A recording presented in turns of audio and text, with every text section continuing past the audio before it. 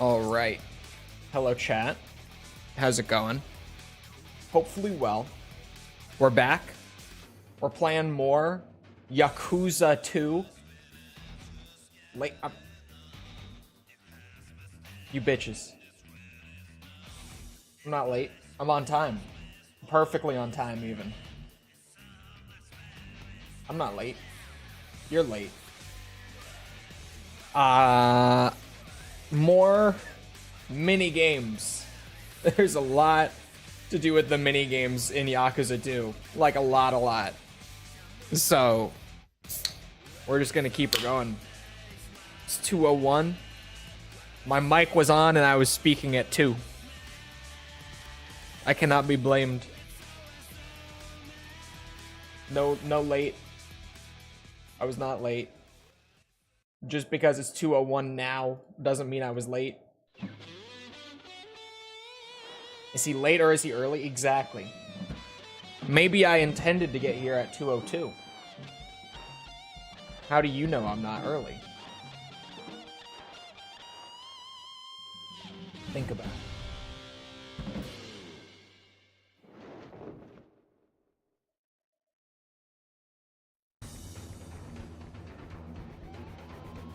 Just in time for you to learn Mahjong.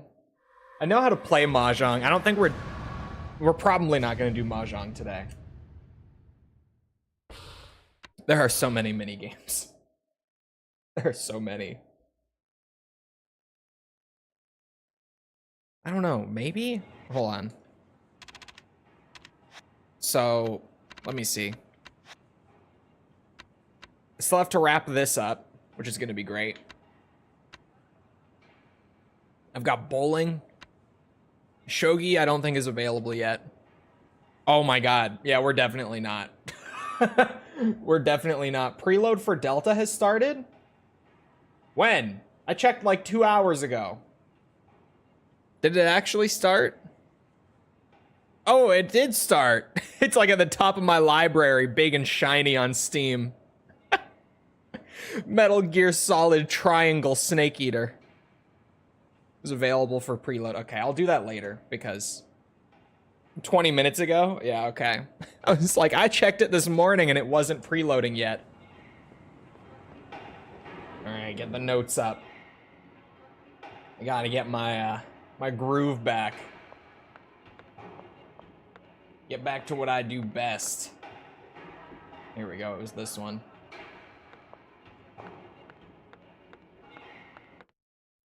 Is this? Yeah, Major League. Here we go. Everyone's favorite bit of Yakuza content.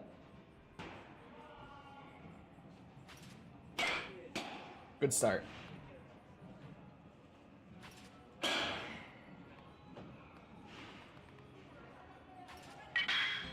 There we go. I just gotta, you know, get back into it. Feel her out again.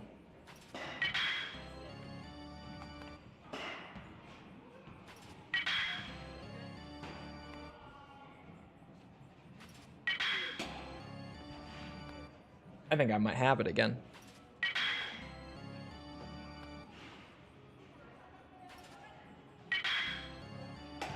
Hey. It's a fast one.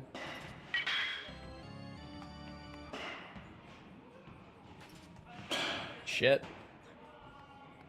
A fast one. Has something to do with Kenzan. What are your thoughts on this? If we get Kenzan Kiwami, I'm gonna scream.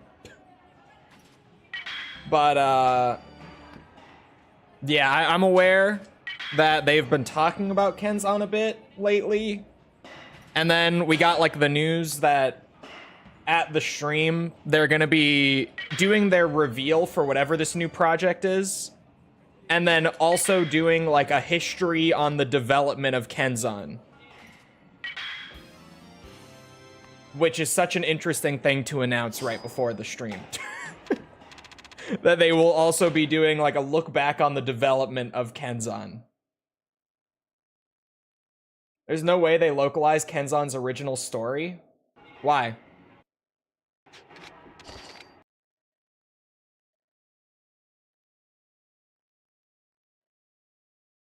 Last time they did a behind-the-scene type stream was for Yakuza 2, and then Kiwami 2 came out. It's true. It's true. If it is a Kenzan Kiwami, I'm gonna be so happy. I fucking love Kenzan, man. I love that game so much. Shit. Oh, this is so difficult.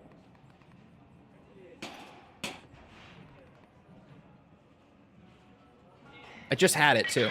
There we go.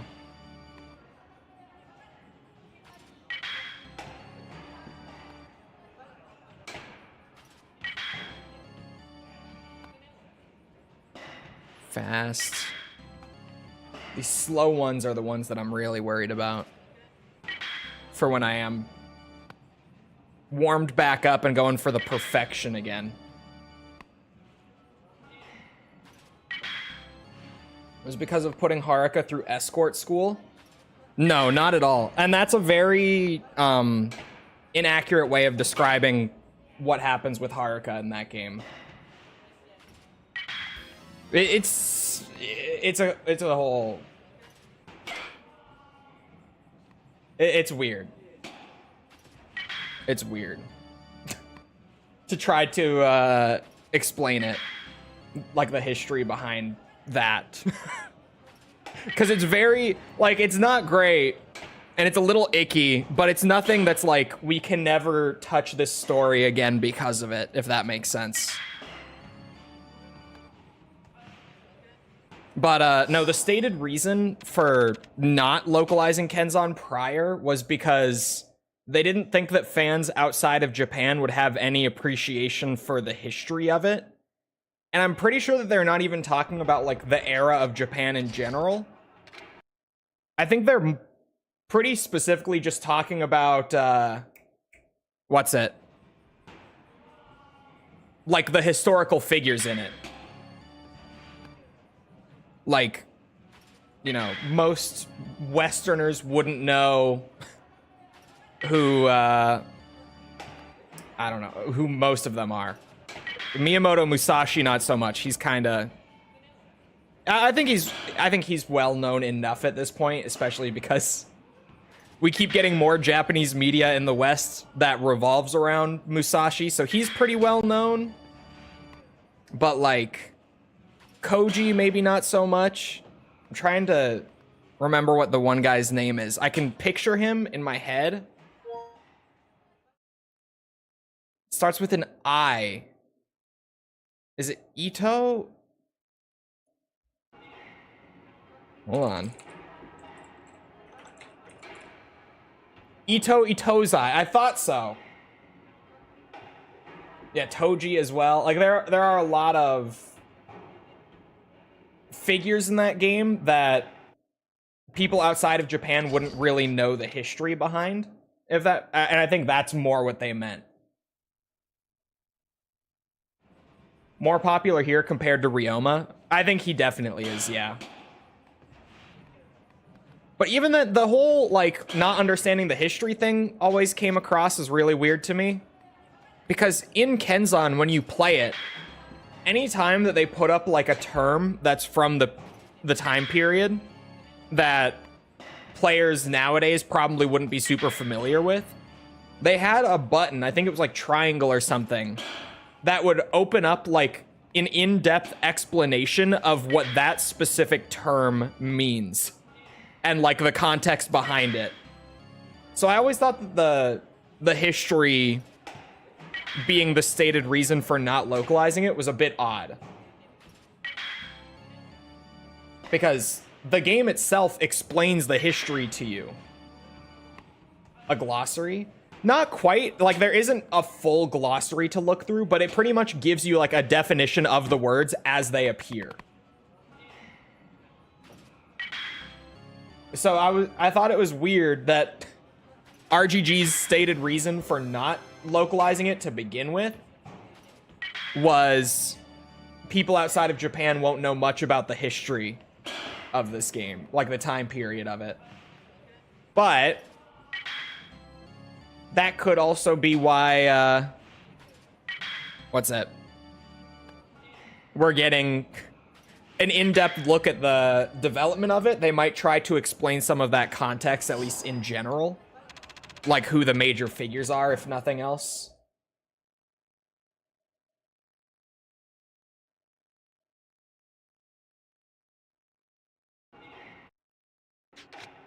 Which, like most Musashi stories.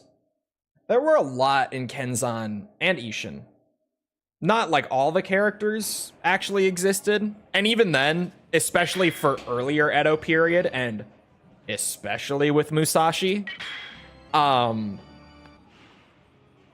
we don't really know with 100% certainty who they were or what exactly they were like. We kind of have a handful of vague descriptions to go off of, but that's about it.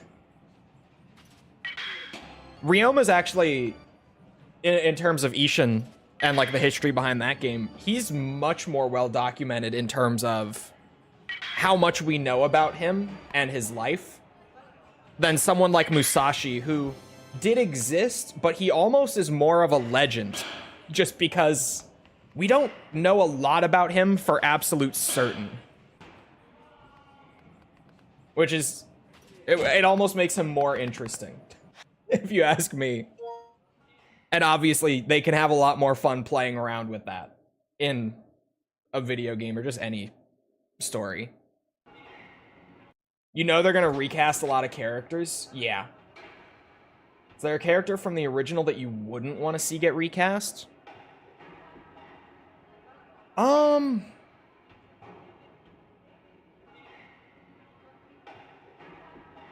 It's kind of an interesting one because Kenzan is super different from Ishin in the casting sense, where Ishin had a cast of like real people who were being played by the same actors who played other Yakuza characters. Kenzan barely had that.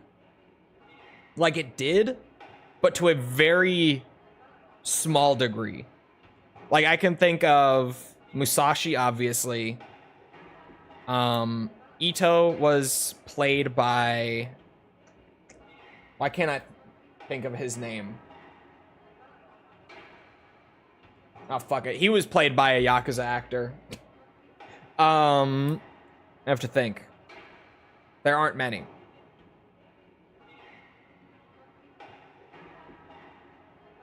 Oh.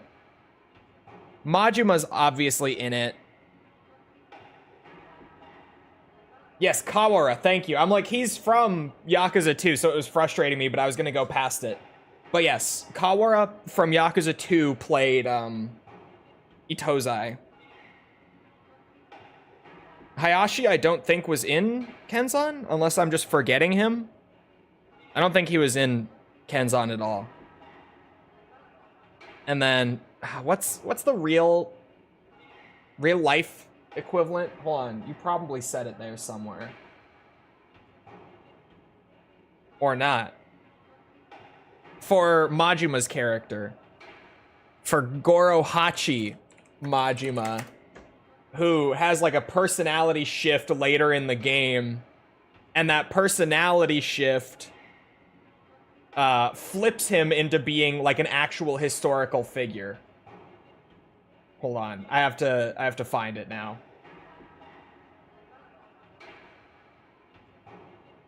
Shishido Baiken, yes, there we go. Who is also like just kind of more legend than historical figure, but he's another, like, he did exist. But yeah, Majima plays someone, so I'm trying to think. Yeah, Haruka is just Haruka. She'll be there. Oh, the florist is in the game. You're right.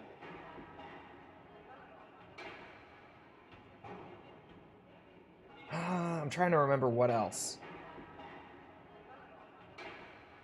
Akimoto.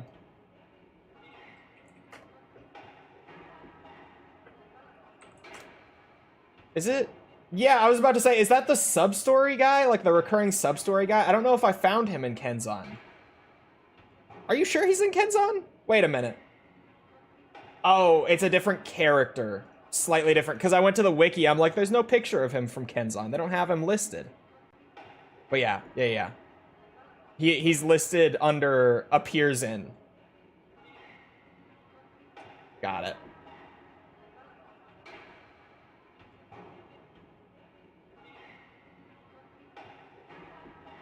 Is Date in it?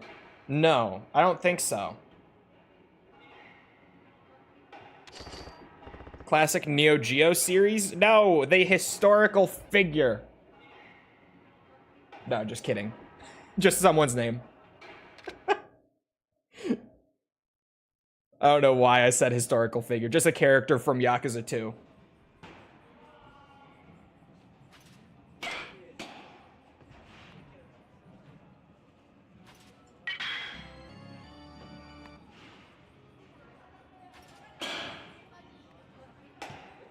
Shit. But honestly, I don't think recasting will... I mean, they'll obviously have to recast a lot of people for a Kenzan Kiwami, but I don't think it will feel the same as like what happened with Ishin, because there aren't as many actors from the prior games present in Kenzan. So like it's kind of different, right? Where you play Ishin, like original Ishin, and you're like, oh man, Aizawa plays whatever the fuck his name was. He was great. Aizawa as that guy, he was awesome. I loved him. And then you play Ishin Kiwami, and he got recast to like a newer Yakuza actor who wasn't in the prior games.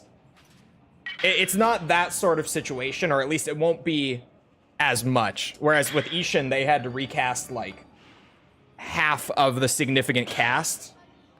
With Kenzan, a lot of them were acting in the franchise for the first, and in a lot of cases, the last time in that game. So... oh shit, Aizawa was a bad pick. Is he actually still in Kiwami? Fuck. I just chose one at random where I was like, hey, Aizawa's in the game. Shit. Baba. Being a sensitive topic, that's why there's no Kiwami. It's not as sensitive as it's often made out to be. And it's also not the reason they're not localizing it. That's largely rumor. Hamazaki got recast. There's one. Baba, yeah. I could have thought of better examples. Shit, man. Still hoping for that Ishin translation to come out. There is an Ishin translation for the original, but it's only for the PS3 version, which is really odd to me. I guess maybe because, what's it? Because PS4 emulation isn't as common, and most people who play patched games like that are playing them on emulator. That might be why they only went with PS3, I don't know. But the issue then is like, yeah, you can play a fan-translated original Ishin, but you're playing the worst version of the original Ishin to do so, which kind of sucks.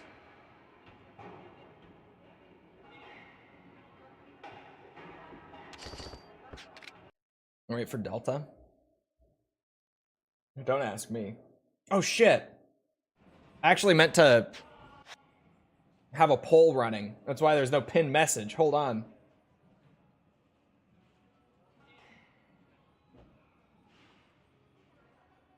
Hold on.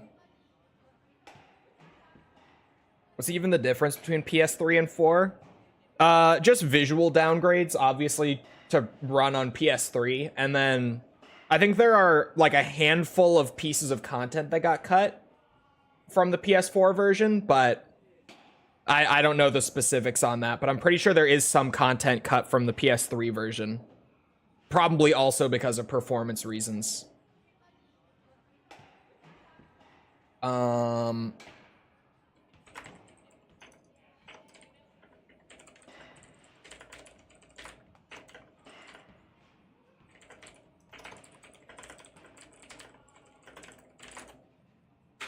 Load times? Oh, yeah, load times. Holy.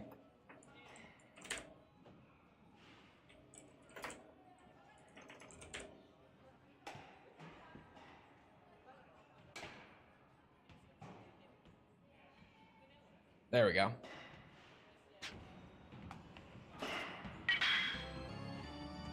Okay.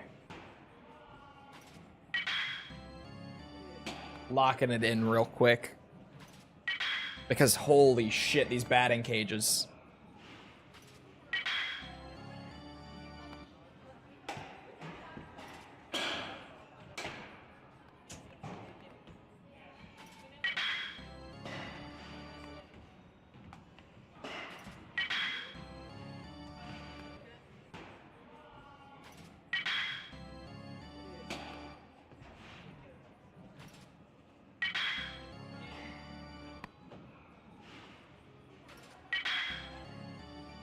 I am the swinger of Dojima.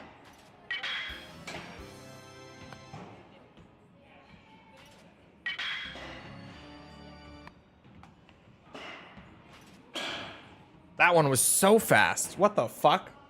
I read fast, but wow.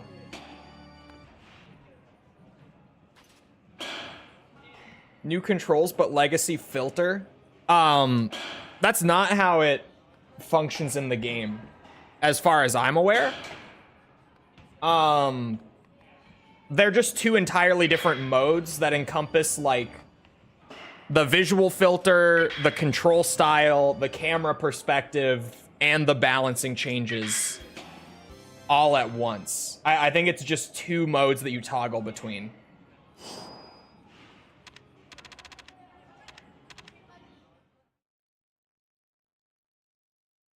Oh, you can choose legacy filter on new style. Okay, the filter is separate.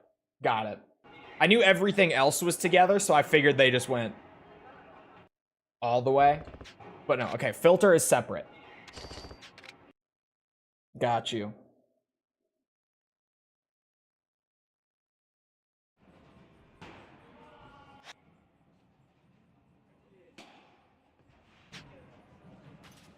Sorry, I was just reading.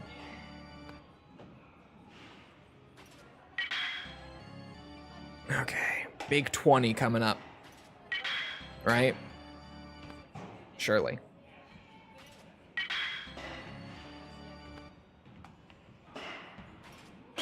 Shit. God damn it. I wonder if there will be an achievement for both. I don't believe so. We got the achievement list already, like, last week or something.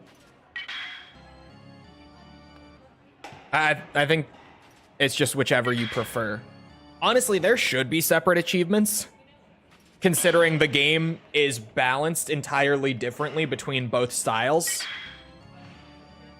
There probably should be separate achievements for them, but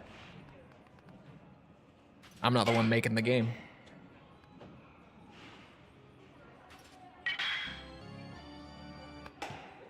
But thank God, like, out of the few details that I have ended up getting spoiled on, thank fucking God that they went out of their way to make the new style more challenging than the legacy style. Like, they went out of their way to increase the difficulty of the game with the remake, which was very needed for MGS3. Like, one of, if not just my biggest issue with MGS3 overall, ever since I first played it, is holy shit, that game is like absolute baby mode easy, unless you're on anything other than extreme. Or sorry, if you're on anything other than extreme, not unless.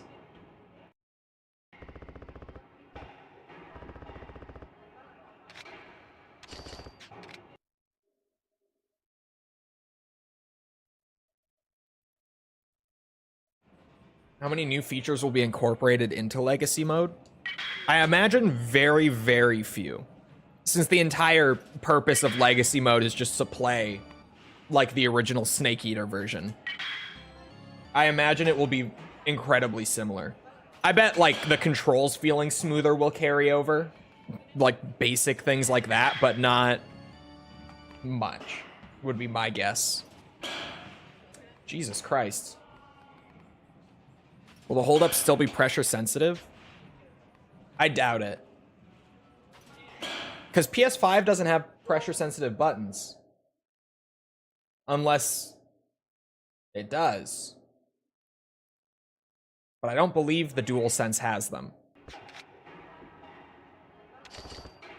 But I would also just mostly doubt it because they're doing simultaneous release with Xbox and PC as well. So that would be the bigger reason, but I don't think DualSense even has pressure-sensitive buttons. Didn't they ditch the pressure-sensitive buttons back with PS4?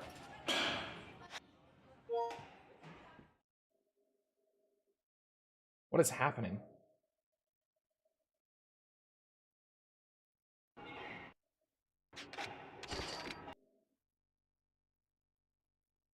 Haptic feedback triggers.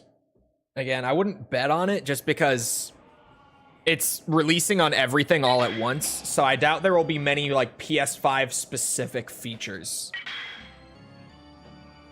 They ditched them with PS3. I think the PS3 had them, if I remember right. Trying to remember how it worked on HD Collection. HD Collection is the Master Edition, or Master Collection version. Words. It was, you had a button to just grab them, and then if you wanted to like slit their throat, you press like triangle. If you want to throw them, you flick the stick, or if you want to interrogate them, I think you like hold one of the triggers down. Something like that. Doesn't the DualSense have pressure-sensitive buttons? I don't think it does. I don't think they brought them back with PS5. I know PS2 and PS3 had them, and then PS4 didn't. And I don't think PS5 brought them back. Because the reason Sony ditched them to begin with was... they were too much, like, effort and extra expense on the controller manufacturing side, considering how few games made use of them. It does not? Okay, I didn't think so.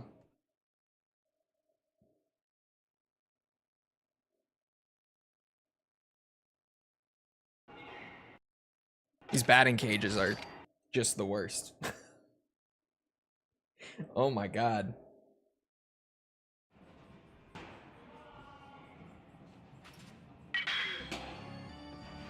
But it's kind of par for the course for Sony adding like crazy controller gimmicks. Like, I bet you a lot of the DualSense's cooler features will not be present on the next console generation, or in the next console generation. Grammar. Just because they kind of always do that, where they add like all this cool shit to the controller, and then right at the launch of the system, like a lot of their first year games end up taking advantage of them. And then beyond that, you get very few games that ever use those features. Which Yakuza do we think had the hardest batting cages? The PS2 ones. Holy shit, these are so crazy. They are ridiculous.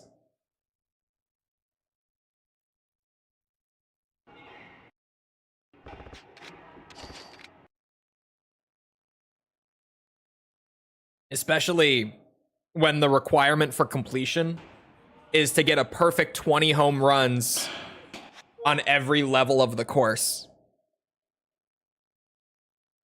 They are so fucked up. That was such a nice crack. Deep, painless. Had some... what's the word I'm looking for?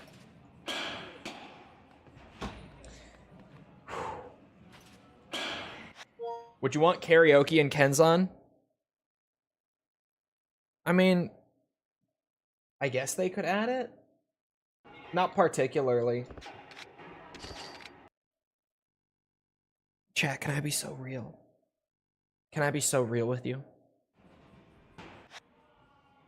Karaoke, as hilarious as it is in these games, is fun for like 5 minutes per game. And then I'm done with it. It actually, like, it's great to spend like 5 minutes doing karaoke every time I start a new Yakuza game, and then I'm done. Like, no urge to continue doing karaoke. So, I don't know.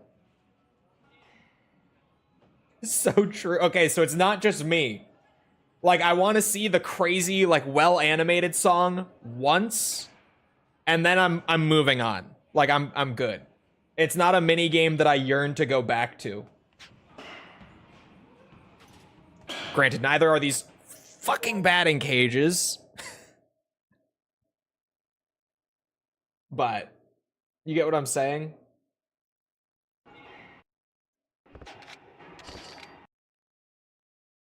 Maybe because the only thing you do is press buttons. I think that's the whole game. Joking, of course. Okay. But I don't know, they always make such great songs. Like, I love the songs from karaoke consistently.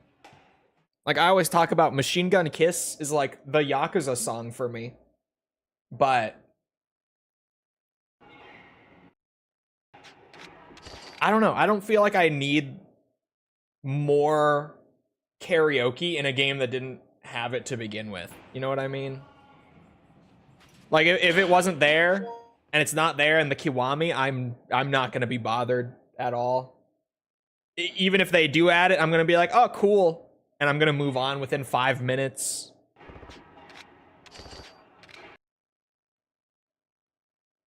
"24-Hour Cinderella" better? No. No. Then Machine Gun Kiss? No. Oh. This game!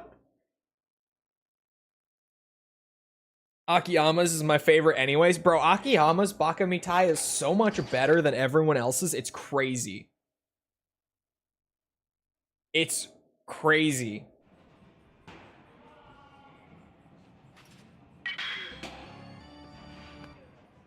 Fuck these batting cages.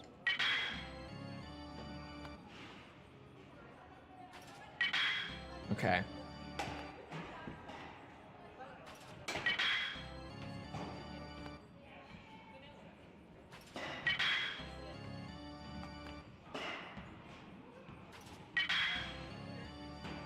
The jobs in Kurohyou are amazing. You know it. You know they're amazing.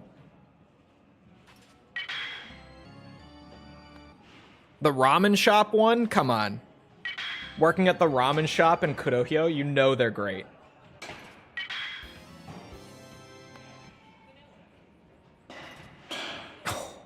Shit. Let me keep the consistency. That was really slow. That was a lot slower than I thought.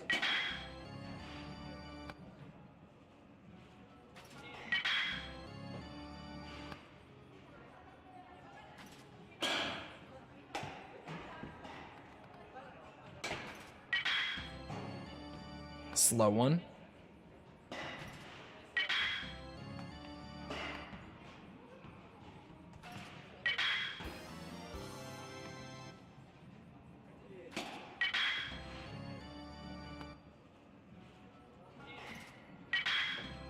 How many was that? 17 is the highest I've gotten so far. If you need to turn chat off, do it. I think I do have to turn it off. I think that's a good call. It is so distracting right now. And this mini game is so, like, demanding attention-wise. I think it is one of those where I have to turn chat off for a bit. False, you're on babysitting duty. I saw you in there. You watch them.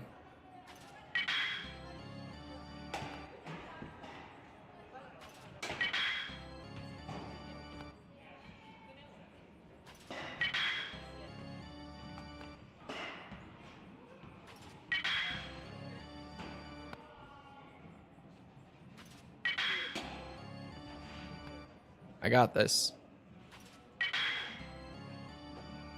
Slow one.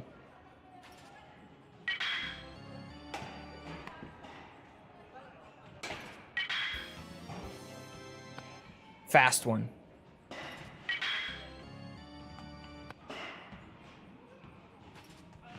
Oh, I was late. Shit. Come on. Maybe I could get like 18 or 19.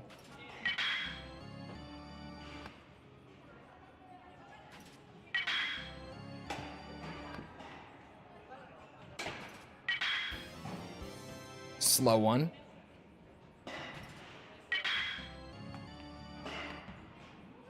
Big curve. Shit. 18 maybe? Still in the cards.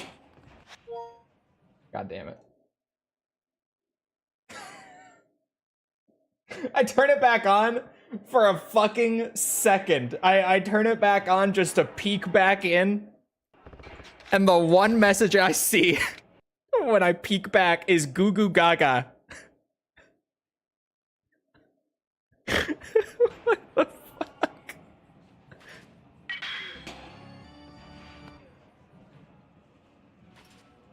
Shit. The one thing I see.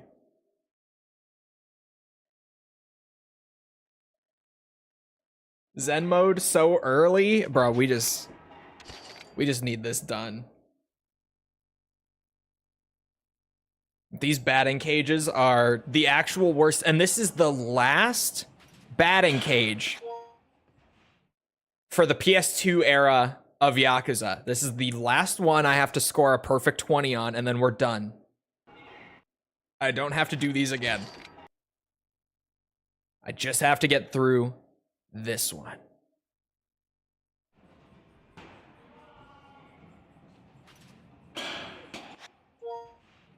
If I can hit the first ball, we might be able to do it.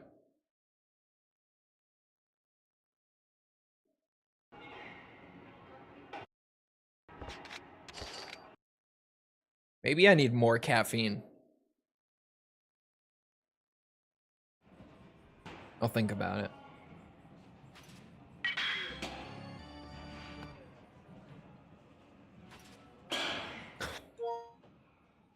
My Zen is just disrupted. I don't know what happened. I had it. The focus was there. I lost it. Okay. I'm ready.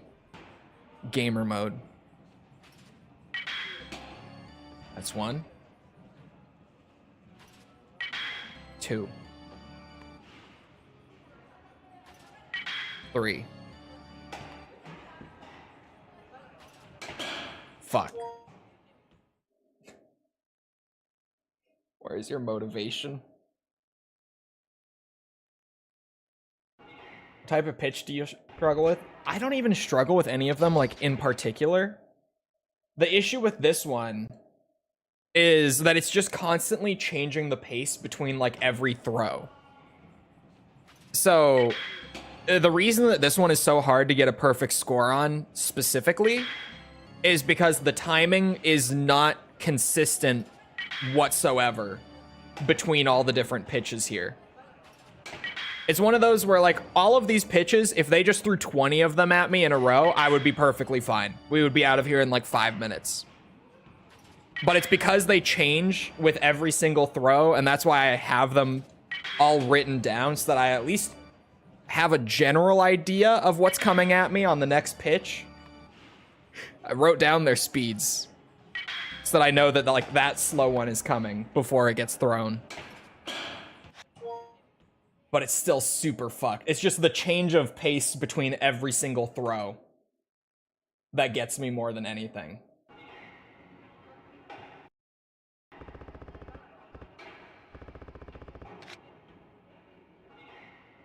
Least painful Yakuza 100%. I don't know, I hear some of them aren't bad. Mostly games that I haven't even played yet, I've heard the 100%s aren't that bad. But, like, genuinely, Yakuza 1's was not terrible. The only issue with Yakuza 1, hilariously, was the batting cages. Like, that was the one thing during that 100% that actually drove me crazy. Everything else was great on the Yakuza 1 100%. The batting cages were the pain point for sure, though. But I don't know, some of the games, like, I hear a lot of them come up as being awful 100%. Like, I hear 3 is really bad. I hear 5 is really bad. I hear Ishin is really bad. 0 can't be that bad, to be honest with you, because I got like 70% total completion in my review playthrough of 0. So 0 has to be pretty easy. Because that didn't feel strenuous, like, at all, to be honest with you. I was just playing how I would have played without going out of my way to do stuff, and I got like 70% completion in 0.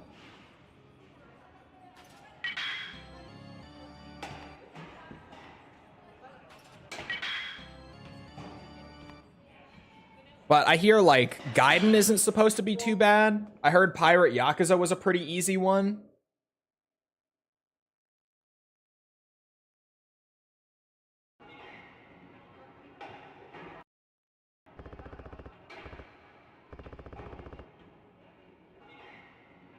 Oh, I'm trying to catch up for a second.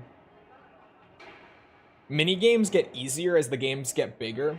So the 100% completion time kind of stays the same up until Infinite Wealth.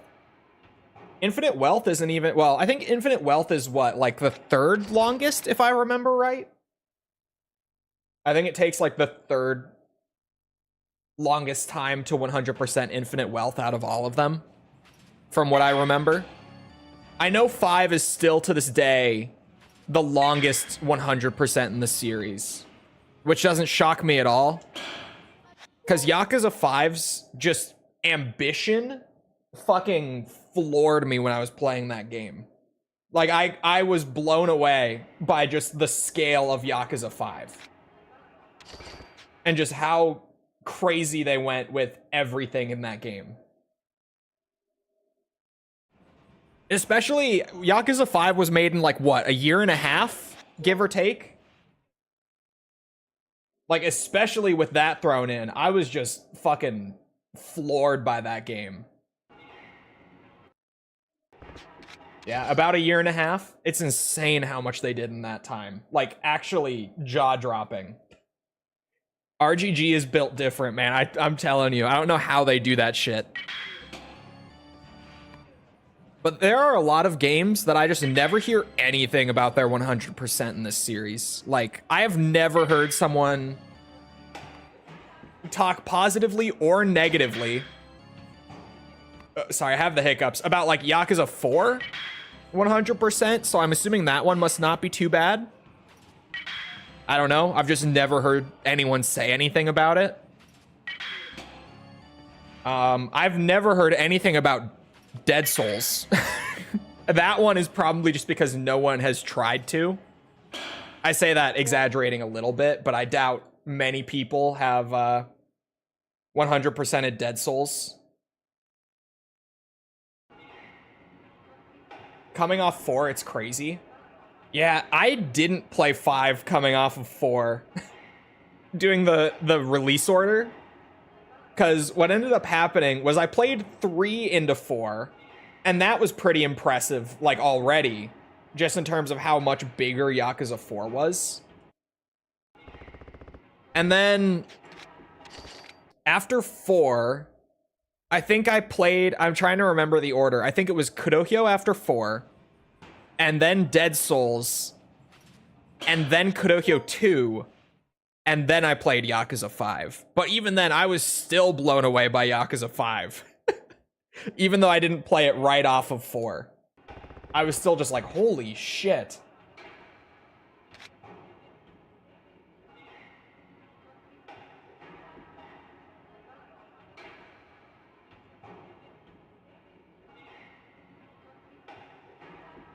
There is exactly one 100% year run of Dead Souls I can find on YouTube. And I think it had caption commentary. Ignore year. 100% run. Got it. Yeah, I was gonna say, I've just never heard anyone talk about 100%ing Dead Souls. I barely ever hear people talk about playing Dead Souls to begin with. I liked Dead Souls. I didn't love it. And definitely by the time that I finished Dead Souls, I was kind of like, yeah, I'm about done with this game. Because it took me like 20-ish hours. I don't remember exactly how long. And 20 hours of that is plenty. Yeah, like, don't get me wrong. But I weirdly look forward to doing Dead Souls. Because they do have some really cool stuff that, like, during a normal playthrough, you kind of see the, like, the systems and stuff, and you're like, oh, that seems cool, but I'm not going to get into all that right now. Like, you know, I saw the weapon upgrade system, and I played with it a little bit, but I didn't get even close to, like, maxing all the weapons out or anything. So I look forward to seeing, like, all of the guns and the unique variants and upgrades and stuff that I can make during the 100% run. Genuinely, like, I really wanted to see more of that. There are these interesting, like, challenge levels in Dead Souls, which might sound really bizarre, but that's literally what it is. Like, you go talk to this person and they give you a challenge, and it just, like, fades into black and loads you into this random level where it gives you, like, an objective, like a, you know, kill 300 zombies with a flamethrower. And you don't get to leave that level until you kill 300 zombies with a flamethrower. And if you die, you just restart. You try again. It has shit like that I'm like, I want to see all the challenge levels, because these are kind of weird, but cool. I dig them for whatever reason. I enjoy these. Fuck's sake. There was a lot in Dead Souls that I didn't totally dig into that I was curious about.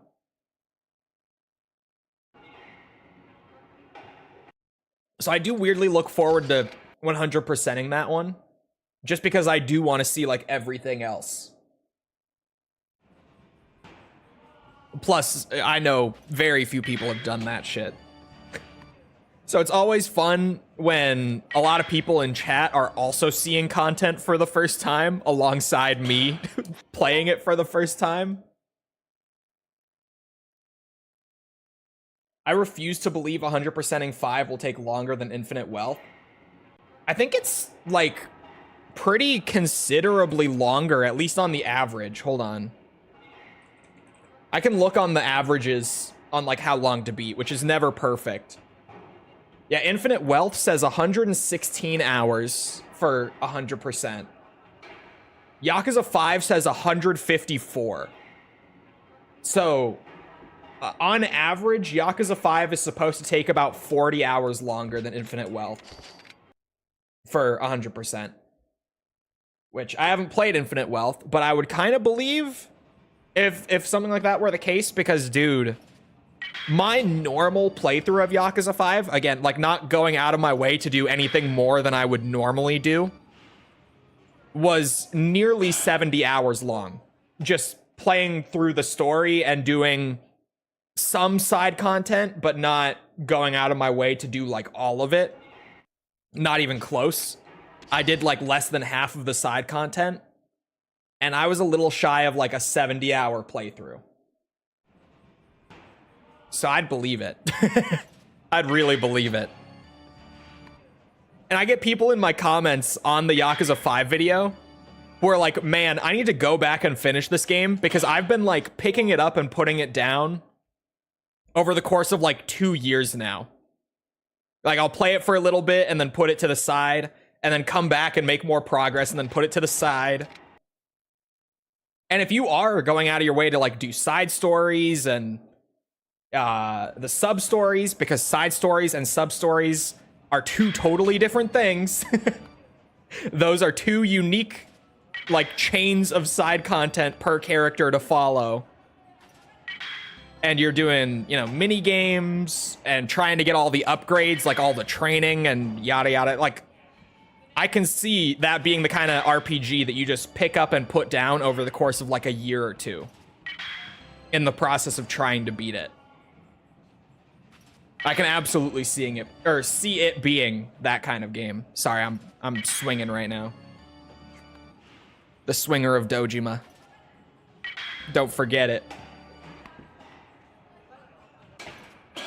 Ah, shit.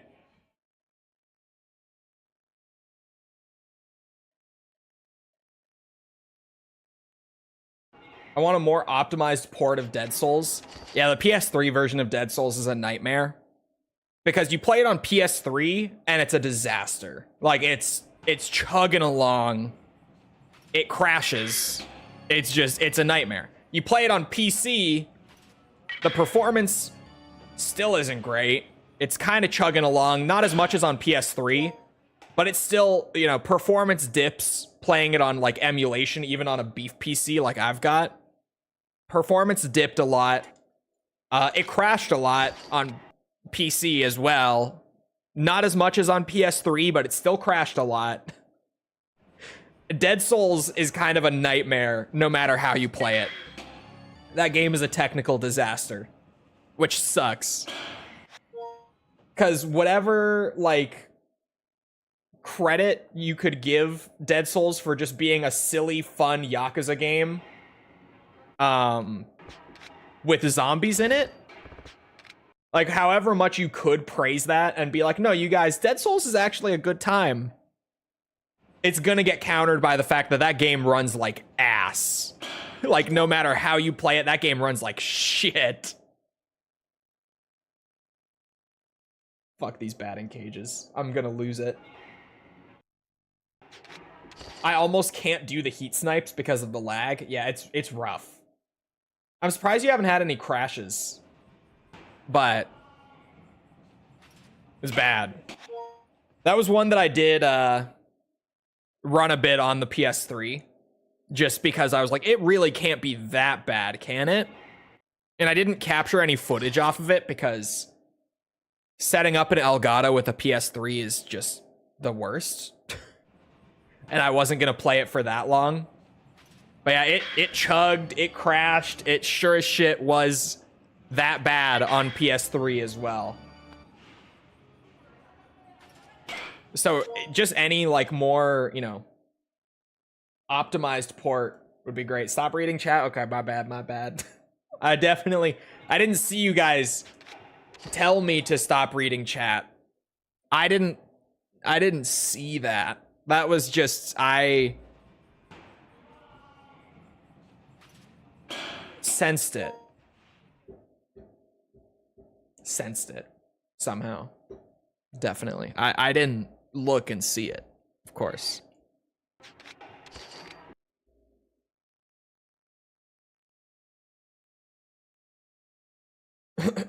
Maybe I should just play a full one out again. I feel like I've become a disaster. Maybe I should just keep playing full ones and try to get like 18. Like, even though I just missed that, I only missed one. Gotta get my consistency back. Because I'm doing shit like that. Wow.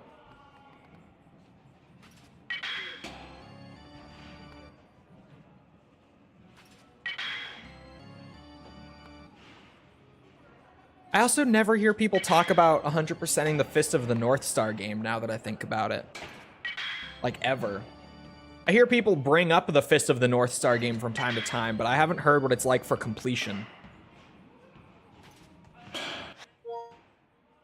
That was like 4 strikes.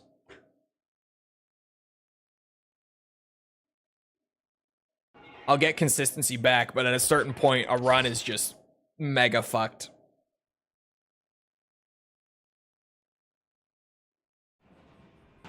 All right. Maybe if I just shut up. That might help too.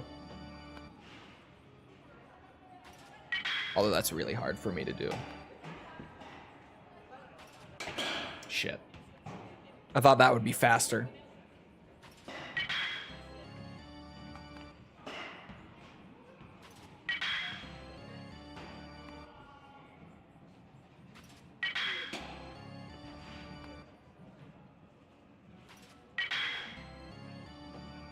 slow. Shit. I gave it too much time.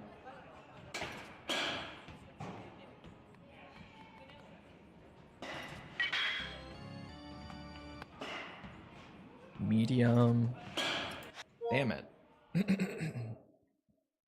I almost just opened chat again. Instinctively. I didn't, though.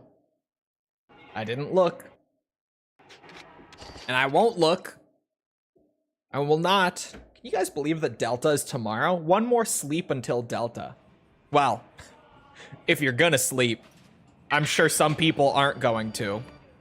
Like, God knows if Wig was here, which he might be. I've had chat closed for like 3 minutes now. He might be. I'm sure some people will not sleep. For some people, it's not even gonna be a full sleep until Delta. It's crazy. Early access, granted, but still. One more sleep. It's gonna be a sleep for me because the Steam version of Delta is coming out like 6 hours after the console versions in every time zone. For some reason. Like, the only reason that I could think they would do that would be they're worried about people data mining it on PC, but the preload is available on PC already. Like, I could preload it on Steam right now. I'm just not because I'm streaming right now. So I don't know why it's coming out later, but like for my time zone, the game officially releases at like 8 a.m. tomorrow morning. So even if I did stay up or like try to get up in the middle of the night or anything, I can't play Delta until 8 a.m. tomorrow. I can't start on that that crazy process until tomorrow. See, and now I've brought up an interesting topic and I can't read chat. Is this what podcasting feels like?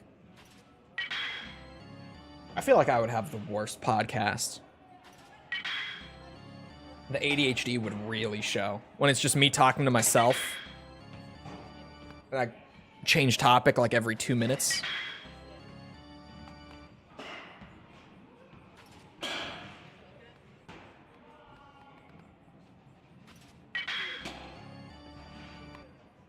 Maybe I should ask False. False wanted to start a podcast a long time ago. She never ended up getting around to it.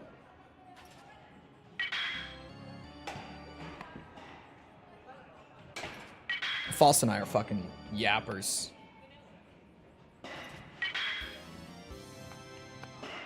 Always have been. Shit.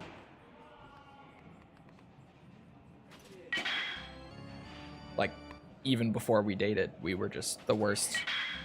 Uncontrollable yappers. The first time that we ever spoke to each other was on stream, first of all. It was a collab for her stream. The first time that we ever like spoke in a call. And then after that stream ended, we sat in call literally just talking about random shit until like 1 a.m. 1 a.m. my time, 2 a.m. her time.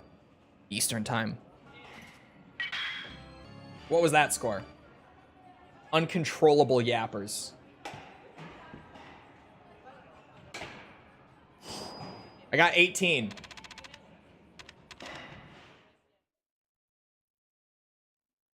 I used to be up that late. Yeah, it was... You on the other hand? No, I was just yapping.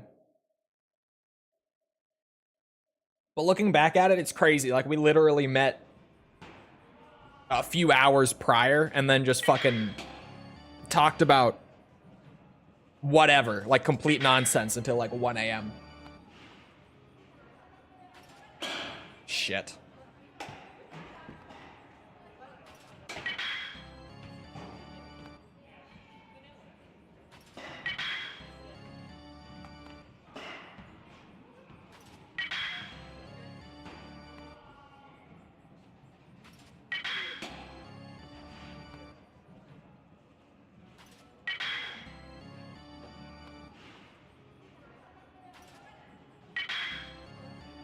You know, chat, when 2025's release season is all said and done, and I have time again to just do fun stuff purely for the sake of doing it, I do want to start an old school RuneScape account just for stream. Like from scratch, we start from 0, build up an old school account, just chill out. That is like the most zen, relaxing game I've ever played in my life.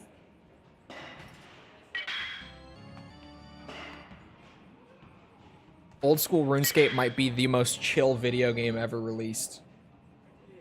You start out in Lumbridge, free to play account. You get your little net that you can like catch shrimps in, and you just go and start fishing on the river. And there are a bunch of other people fishing, and someone levels up, and then one of the guys who's there fishing types like, what level? And they say like 11, and then everyone around says nice. It's just so chill. Such a laid-back game. It's crazy. Granted, on free-to-play, it's like half bots nowadays, so you don't get that as much. But that's what I remember when I think of old school. When it actually was mostly people playing the game, and bots weren't as prevalent back then. Real-world trading and stuff wasn't as big at the time. It was there, it existed, but it wasn't on the scale that it is nowadays. Shit.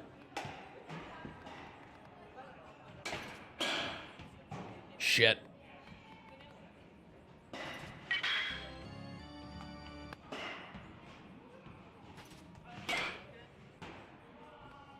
Damn it.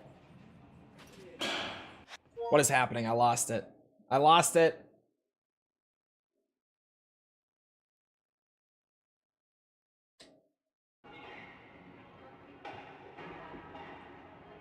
When did the dating happen?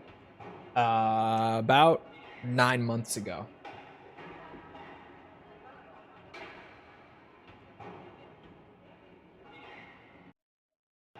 I was up until 4 a.m. last night. My body regrets it. My body would regret it if I was up until 4 a.m., to be fair. If I stay up until like 1 a.m., my body regrets it. They should add batting cages to OG RuneScape. You know, I actually think that's a good idea. Someone... Can we, like, submit that to Jagex? Someone? Like, Yakuza-style batting cages in old school? I think that's a great idea. I think they should make a whole new skill for it. Batting. Or actually, scratch that. Swinging. What's your swinging skill in RuneScape?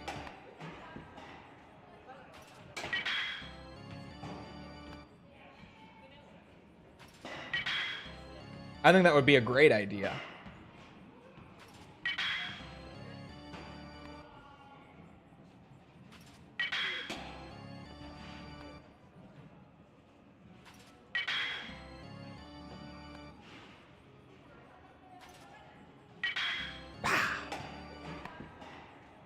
Hold on. Shit. God damn it. I was doing so good. I could get a 19 though.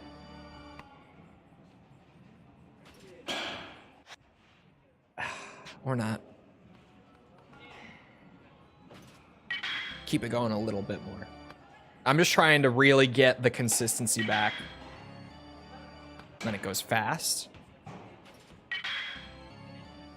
And then slow. I feel like this has been my worst batting cage performance in a while. Just the last hour of it, I mean.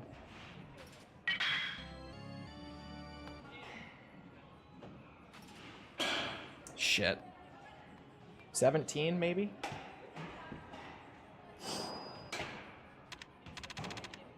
Mikkel was streaming Hollow Knight. We were just nattering. UK slang, surely. On Discord. Finally got my mic set up working on Discord, which I've never done before. What? How'd you not have it?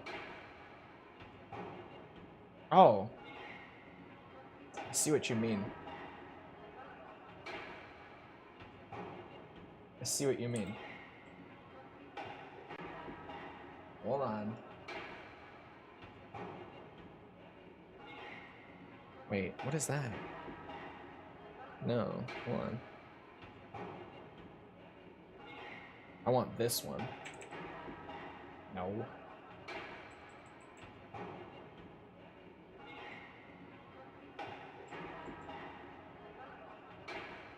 Good. Good. Better. The reason that happened, good catch by the way, is what's it? I was messing with my chatbot and window and all that. Oh, I fixed my OBS by the way. Anyone notice? The fact that no one mentioned it tells me that it is fixed. I don't even have to ask. No one mentioned any weird stuttering. Granted, people barely mentioned it before, but people mentioned it here and there. And I actually fixed it without uninstalling the Windows update. I went into the NDI tools and fucked with some stuff. Got it working.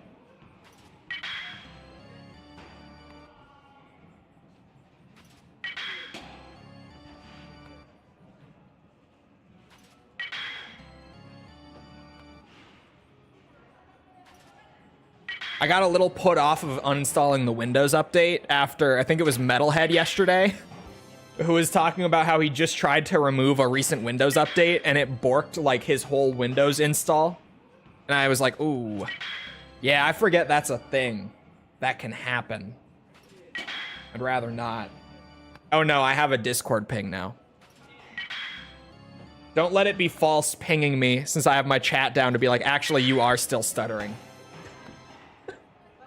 Oh no.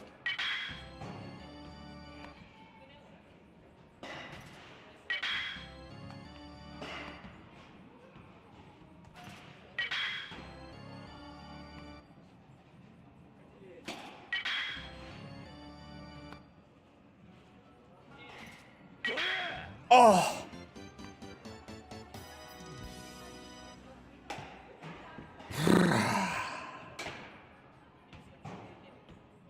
Okay, I need a second. I didn't realize what I was doing until I was like 17 deep. And then on the last 3, I realized that it was perfect. As I was yapping about fixing my Discord. Oh, I'm lightheaded. Hold on. Whew. I don't think I was breathing. Yeah, give me. Whew. Okay. I sent a rare look at the Fox engine if you're interested. Oh, what? Like the actual engine? Oh, shit.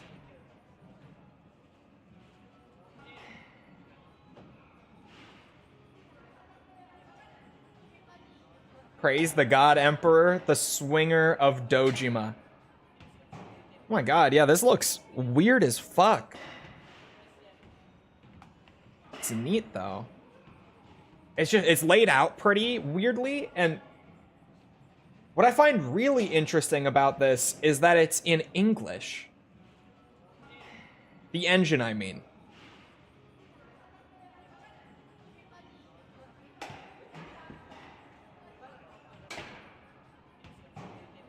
Was this the last one? That was the last one. Okay. I'm not so lightheaded anymore. I'm just now distracted by nerd shit. Not yet? It's not over yet? Fuck you mean it's not over yet? It's over. I got my Italian cologne. It's over. Live death? Yeah, I think I stopped breathing. Or maybe was just like barely breathing once I realized. What do you mean it's not over yet? Oops. Oh my god, it's not over.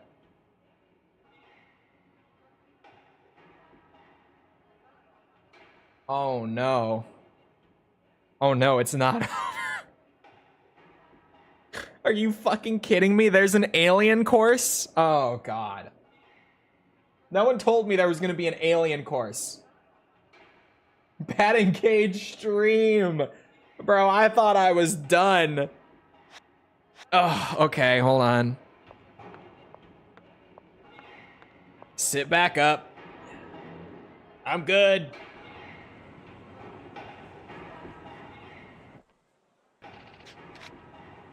Oops. No alien course, please. Dude, we have to. It's because no one knew it was there. The fucking cardboard box did. As soon as I said it's over, he was like, no, it's not. Now, though, there will never be a better time.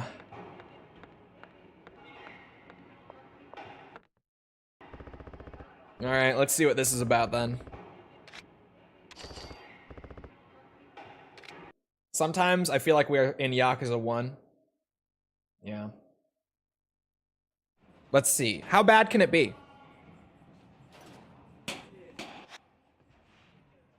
What in the unholy fuck was that?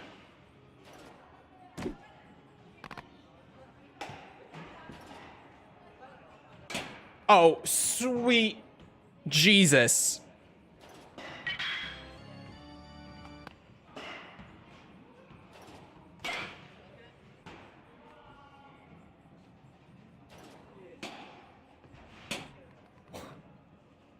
Did that one just come from what?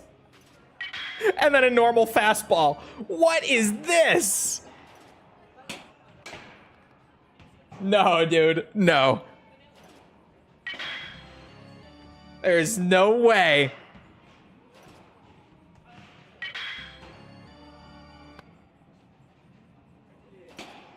I couldn't even see the ball on that one.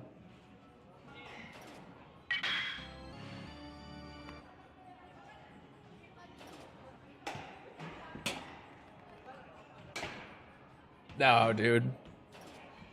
You can't do this. This is not right. This. Oh my god.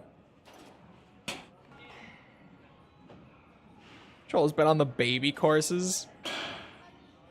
What is this? They made a course where you just can't visually track anything. Was that 9? 9 home runs.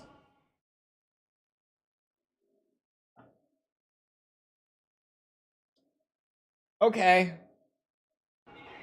Well, let me get the notes. Oh, I've got more notes to take.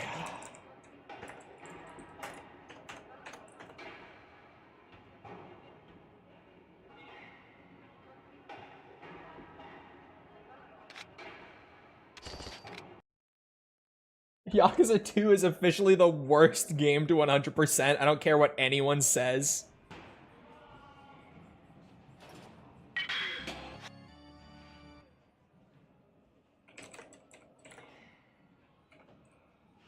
I'm taking some real specific notes this time. Because holy shit, I'm gonna need it.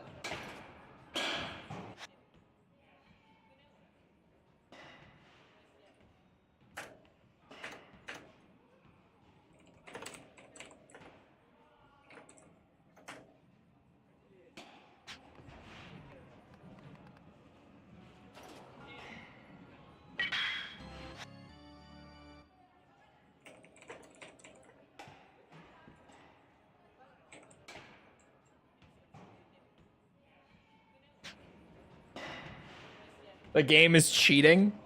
The game actually is cheating. That's the crazy part. Like some of these balls just go off the screen.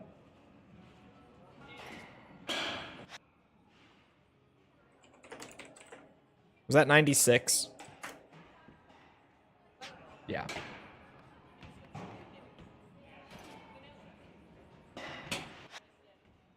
$79.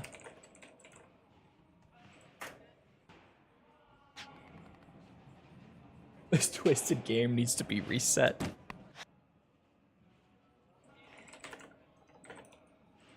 That one's really fast out of nowhere.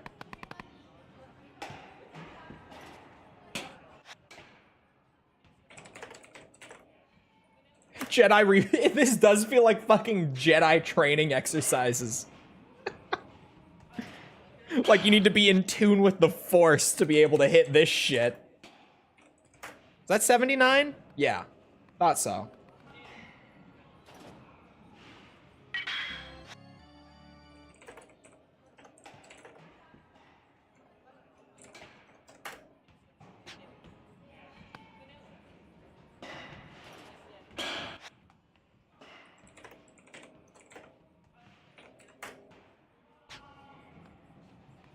One. These notes don't take themselves, chat. We need this info. This is data.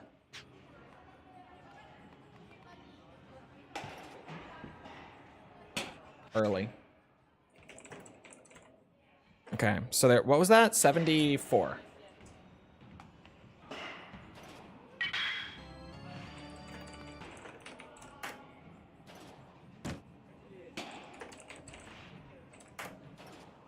I'm just speedrunning the note taking.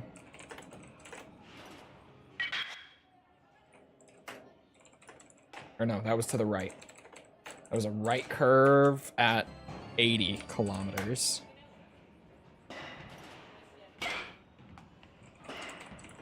$79. Shit. 67. 90. Okay. I've got it written out. We're good. Okay. The slow-mo one is killing me. Bro, this is ridiculous. This is why Anakin went to the dark side.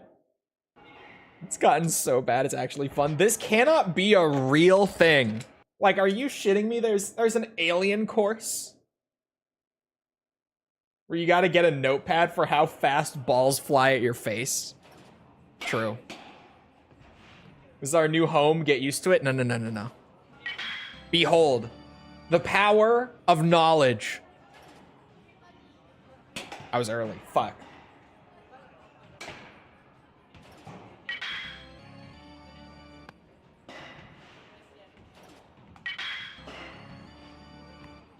Behold.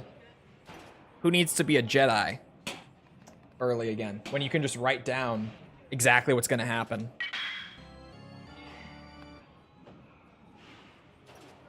Do you actually get tracked? You sure as shit do.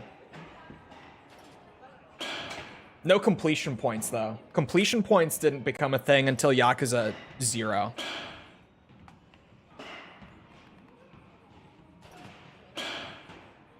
Okay, that was late. I don't like the left curve at all. Like, the upper, I don't like either. Don't get me wrong. But like, the right curve, I can visually track, even if it is weird. The left one tends to just go behind Kiryu, though, which is super fucked up. Wait a minute. That upper one? Hold on.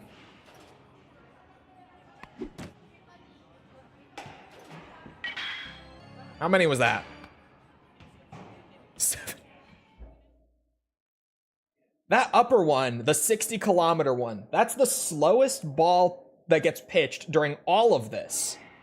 But I swear that wasn't the longest delay from pitch to home run timing, if that makes sense. It feels like the curve was tighter, so even though the ball was slower, it still got to me sooner. Even writing down the ball speed didn't seem to help me there. We'll see. Ha! Sorry, that was loud.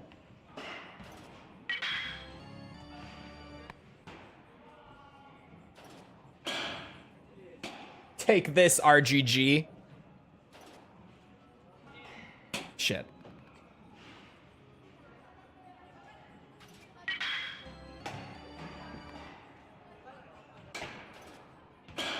God damn it.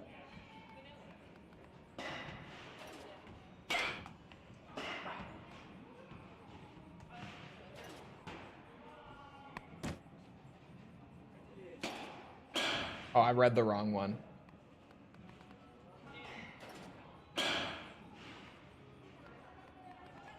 These are fucked up.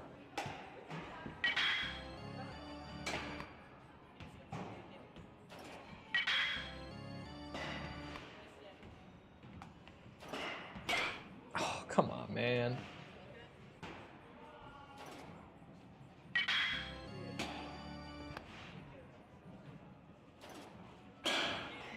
How did Rock 100% this game? Didn't he say that he didn't do like 100% completion? But he just did like sub-stories. Yeah, he just did Amon, I thought. That's what I was gonna say. I don't think he did actual 100%. I think he just did Amon.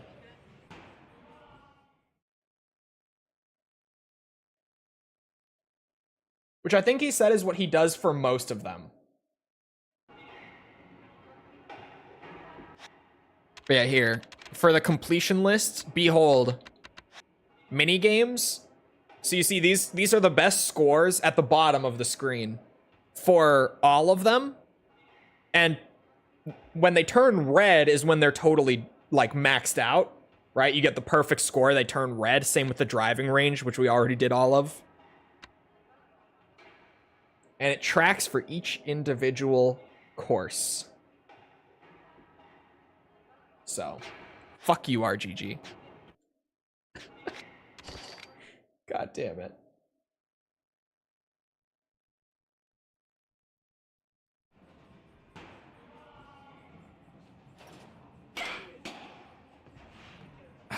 Okay.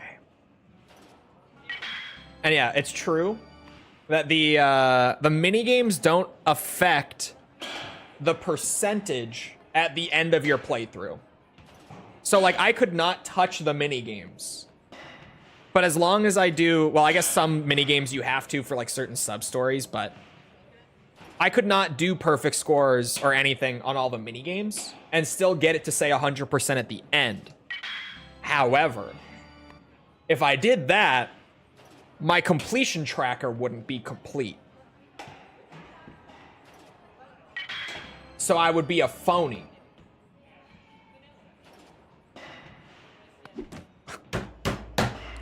What is this? I'm doing my best here.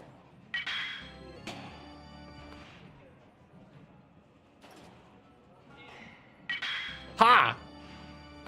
It's genuine guesswork on those, on the upper curves. It's actually just guesswork. So you like to be tortured? No, I'm just actually doing 100%. Like 100%, 100%. On all the games. That's it. I'm just a man of my word. None of this, we only do Kiwamis and not the PS2 games. None of this, what's it? We don't do something that's on the completion tracker just because it doesn't give us percentage at the end. None of that. Actual, total completion in the whole series. That's what I said I would do. That's what I'm here to do. That's what we're doing.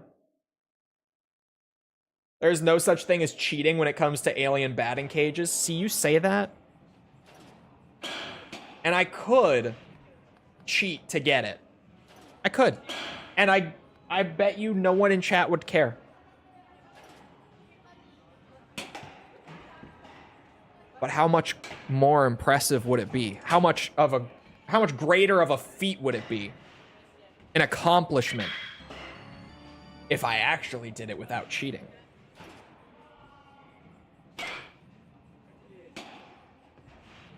It could take someone years potentially. How do you even calculate 100%, you mean? Like, how am I judging it? If it's on the completion list, it has to be done. Like, if there is a completion criteria, That criteria must be met. False would never look at you the same way. Exactly. Exactly. This is exactly why you shouldn't start a Zelda series. I've already 100%ed Breath of the Wild and Tears. Fully on stream for both of them. I've done that. And if I ever touch those games again, it will be too soon. Fuck that shit. Like, I would sooner do all of Yakuza 2 again with all this bullshit that we've done than do those again. You know why? Because Yakuza 2, I'm not doing the same 3 things over and over again for hundreds of hours. Fucking open world Zelda. Bullshit ass games.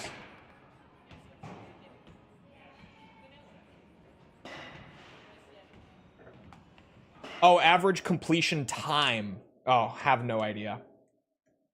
The Koroks were painful? Bro. The Koroks were painful.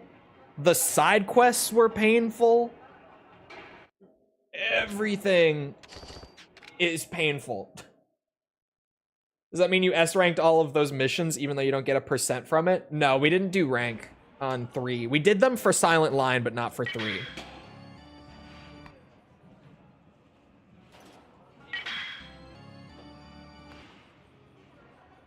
Armored Core is a little different because the completion list as it exists here doesn't really exist there.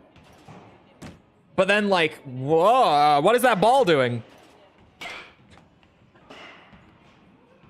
Just use Zelda notes? I don't know what Zelda notes is.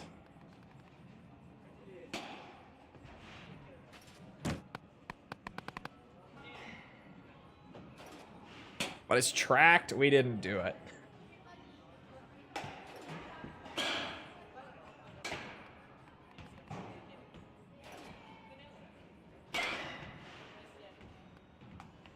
Probably better you don't know what Zelda Notes is. What is Zelda Notes?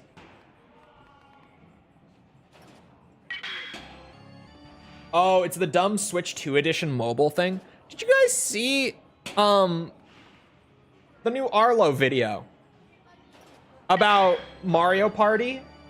Has anyone seen this? I just saw it this morning. I had it on in the background while I was working. It's kind of wild.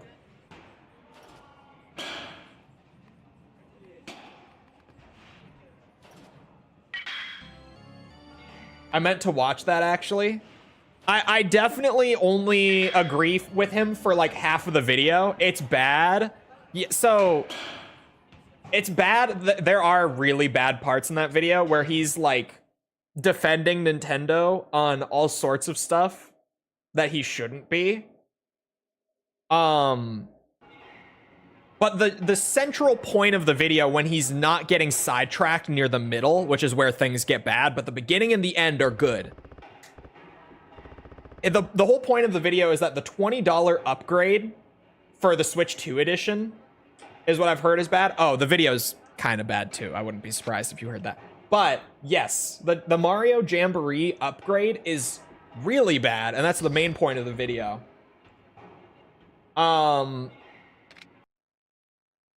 Because there's so many weird things about it, but here's the main point. Part of the advertised package with the $20 upcharge for the Mario Party Jamboree Switch 2 edition is like increased visual fidelity, like graphics down to like texture detail, higher poly models, stuff like that, right? But the improved visuals don't apply to the base game content, the Switch 1 content of Mario Party Jamboree. You only get the improved visuals in the new content that got added by the Switch 2 version. And they're charging you $20 for that. $20 more than the game already cost, mind you. And it's like, what? Wait, what? That is so stupid. It's crazy. Because he basically was like, yeah, this video was just going to be like a review of the new content. But then I realized that the package doesn't even function as advertised. And I felt like I had to make a video talking about that. Because what? But then in the middle of the video, he does get sidetracked and start defending Nintendo for a lot of their recent, like, poor business stuff. Is it still 1080p? Yes. Like, the resolution's the same. Yes. Yes. Kirby Forgotten Land has an FPS resolution upgrade for the base game. We don't know that. And this is part of the video that he does, or sorry, this is something he brings up in the video, is we know that it's getting improved visuals, but what they've stated is the exact same thing they stated for Mario Party Jamboree for Kirby. And Kirby's also one of those Switch 2 editions that's getting new content. I mean, they said it. Yeah, that's the thing. And he brings that up specifically. He's like, the Kirby Switch 2 edition that also brings new content along with the visual improvements is coming out like later this year or something. I don't remember when. And that could end up being the same thing. Like, we don't know, but that very well could be the same situation. Like, it basically, the point of the video is this sets a really, really weird precedent for Switch 2 editions going forward. In the sense that, like, they could upgrade the game as advertised, or they could not. And they could just kind of upgrade it, but... And he does point out that Kirby probably won't be the same thing. But the point is, like, it could be the same thing. Because now this weird precedent has been set. That, like, Switch 2 editions could only offer improvements in select areas of the game, while the rest of the game is just the exact same thing you paid for on Switch 1. And then, sorry, I keep forgetting to get to it.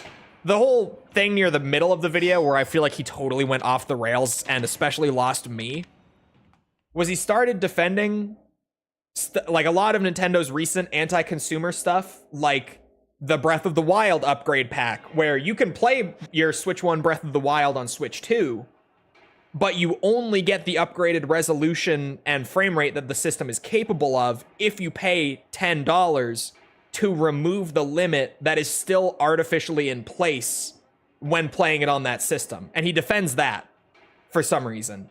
And he defends, like, the Switch 2 Tour that you have to pay, like, $15 for or whatever.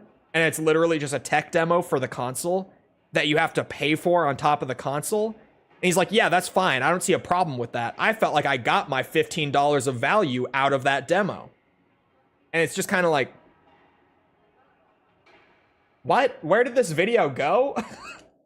Like, he totally gets side-railed in the middle of the video and starts just sucking Nintendo off for no reason on stuff that I feel like is pretty universally just like, yeah, this was a shitty move from Nintendo. He just starts defending it for some reason. But the beginning and the end of the video, when he's actually talking specifically about Mario Party, is good. I would recommend it. Is kind of aight, but I'm still not paying for it. That's the thing. Like, it's not a bad demo, but having the consumers pay you extra on top of just buying the system to get, like, the little application that explains all the cool features and upgrades of the system is just crazy. Like, super bizarre.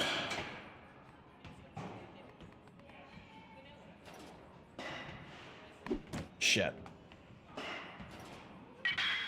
And I'm generally not the biggest Arlo fan, and to be totally transparent, because he kind of defends Nintendo on crazy shit all the time. Because also with the bit where he talks about, like, the welcome tour, right? The Switch 2 welcome tour. He's like, you guys remember 1-2 Switch on the Switch 1? Like that little tech demo of minigames that was like $50? That was so much worse. So, you know, the Switch 2 Welcome Tour being cheaper and being the same thing is actually good. It's like, that's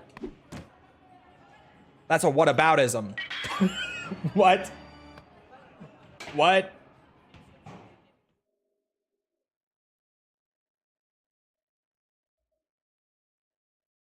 Arlo is a Nintendo drone? He is. And he's always been that way, to be fair. That's not like a new thing. Like, he's, at least as long as I've watched him, he always has been. Like, once he came onto my radar for the first time, he always has been a huge Nintendo defender.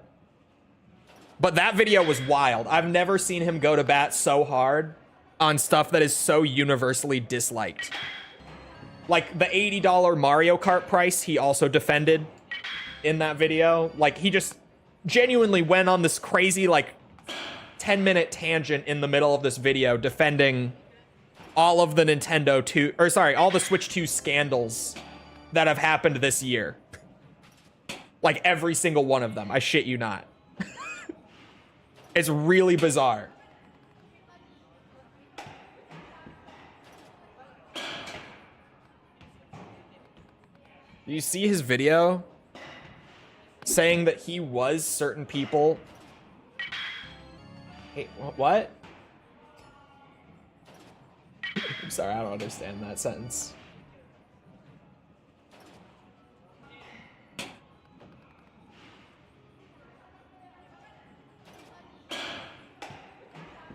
If you just mean his video saying that certain people hate Odyssey, as in Mario Odyssey. Oh, he was certain people that hated Mario Odyssey on launch, is what I meant. I have not seen that. I hated Mario Odyssey on launch. I say it to this day that I feel like I wasted $60 on Mario Odyssey. Because I so genuinely did not enjoy it, and Nintendo does not do refunds. Like, at all. So I'm never getting that money back.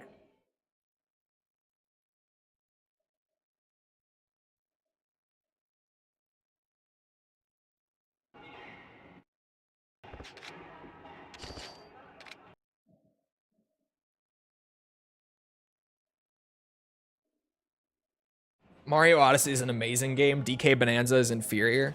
Yeah, that only confirms to me that I'm not gonna enjoy DK Bonanza if I ever do play it. Because even, like, when we first saw the gameplay, I was like, oh, this is Mario Odyssey for Donkey Kong. And I don't enjoy Mario Odyssey, so, like, this is not gonna be my Donkey Kong game. Got it. Which was, it kind of sucked, because I love Donkey Kong, but it's whatever. Mario Odyssey went well for them, so I'm not too pissed about it. Is there at least one good Nintendo practice? Hold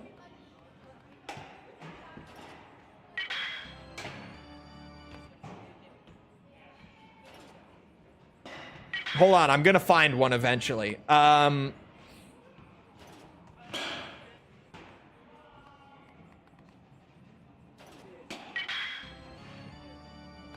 Making good games sometimes? Yeah, but like business practice, right? Like quality of the games aside, like their business, how they conduct their business model, stuff like that.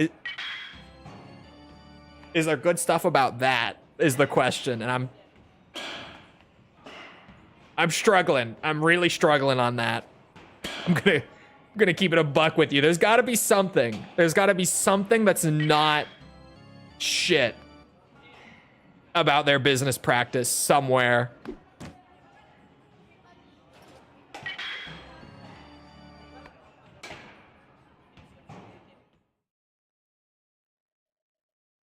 Then there's no good stuff. Yeah, because that's kind of not announcing most of their games years before they're ready, except for Breath of the Wild, Tears of the Kingdom, Prime 4. I guess. That's I can kind of give them that. Aside from like a few crazy examples, that's true.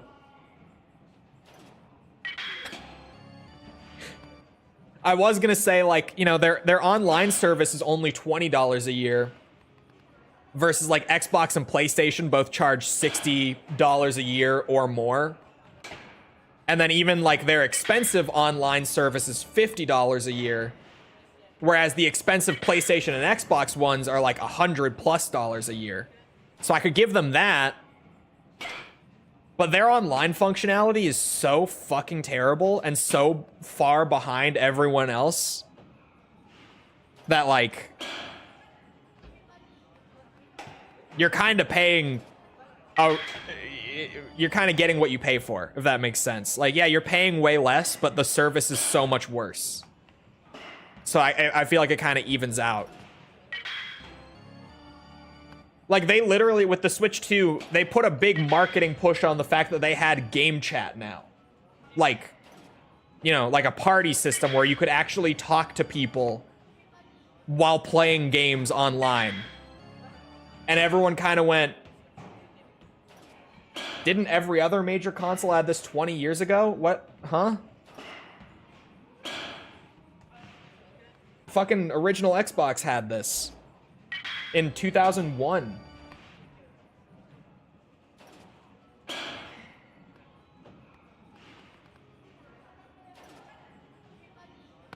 Oh my god. Okay, that was 10. That was 10. 10 is good.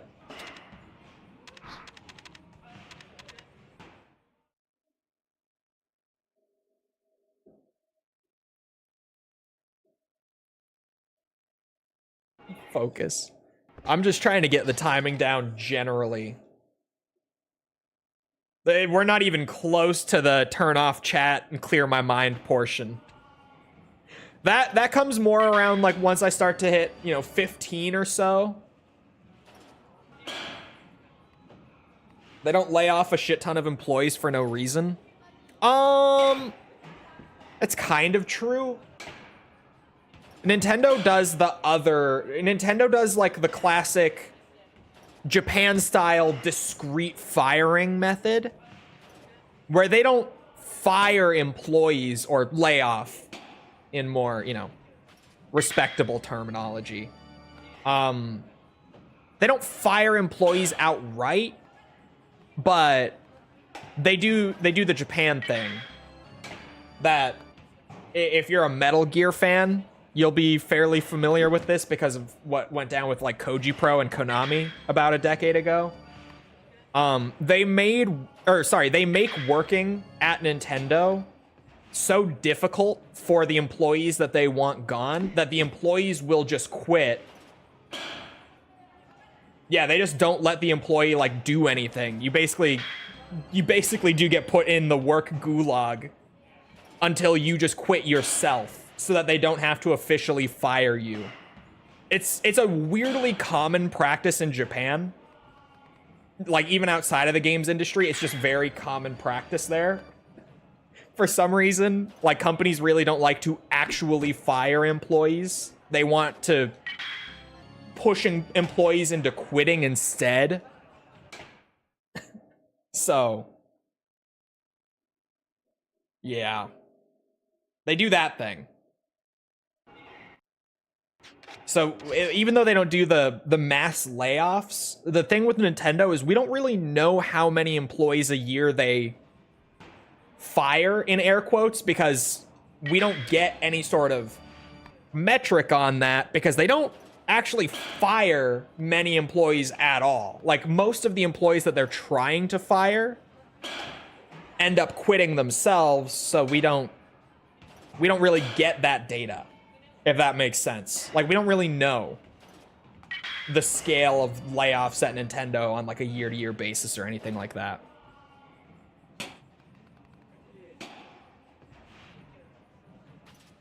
Oh, shit.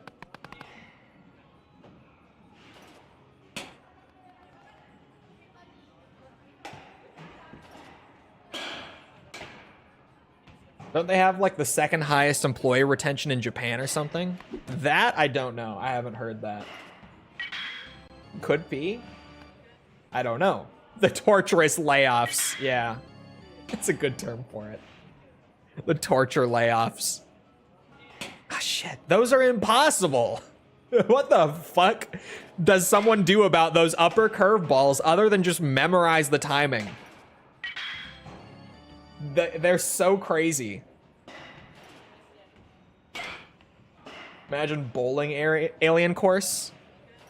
There's not an alien course for the bowling, is there, chat? There shouldn't be. I don't think. Pins just dodge your ball. Fuck! It's impossible to try to, like, actually figure it out because they just totally go off screen. Don't tell me there's some, like, you know, I can move the camera around mechanic that I've just never known about because I've never needed it. I'd rather have the normal layoff. Yeah, I don't know. What? Wait. I can move Kiryu around? Oh, fuck no. What have I done?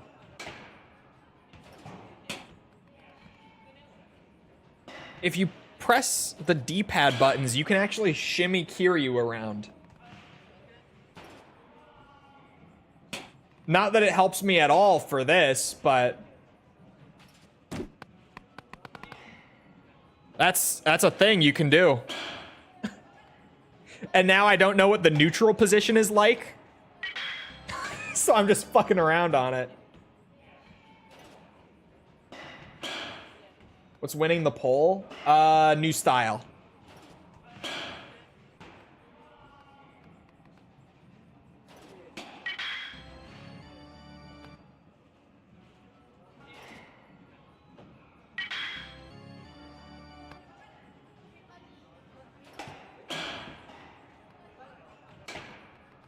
Such a weird mechanic.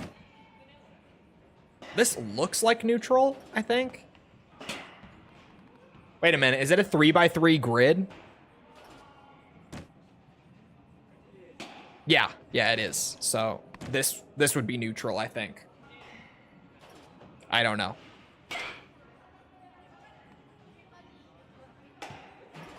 Yeah, it must be. Remind me to never touch the D-pad again, because that does slightly affect things, and yeah, I'd rather not. But no, there is no mechanic where you can, like, move the camera or anything to see the balls that go up off screen. Unless, maybe I should go check, like, that giant Yakuza 2 guide that I keep referencing. That has absolutely everything.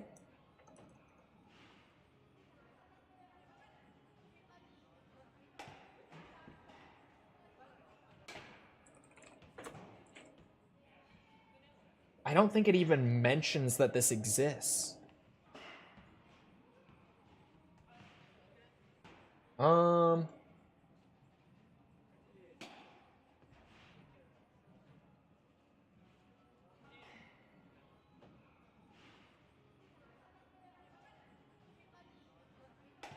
Yeah, it kind of mentions it. It mentions it as American baseball. Rather than as, the alien course.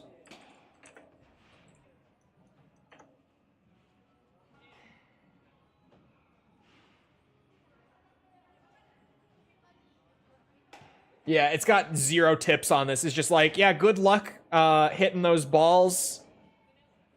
For the sub-story, you have to hit 10. So he's basically just like, yeah, try to hit 10 of them. Good luck. If you do, you get a prize.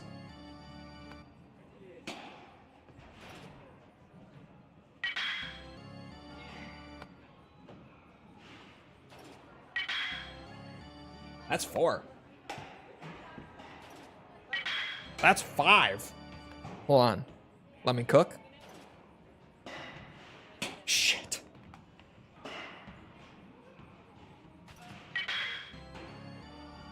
Six. Early. Damn it. The God run. No, it was never gonna. 7? Question mark.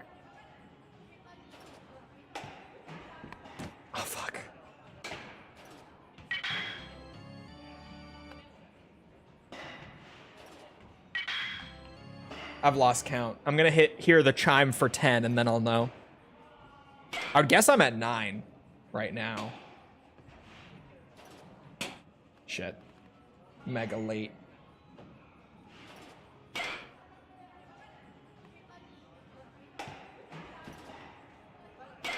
Oh, come on. That's bullshit. That one you can mostly see. Mostly. 10. 11. 11. 12. Okay.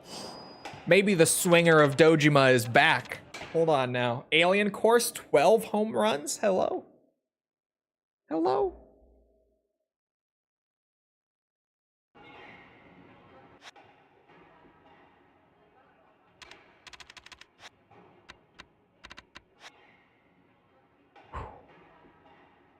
There's a chance. What's the total hours spent on batting cages? No idea. Someone could probably calculate it out.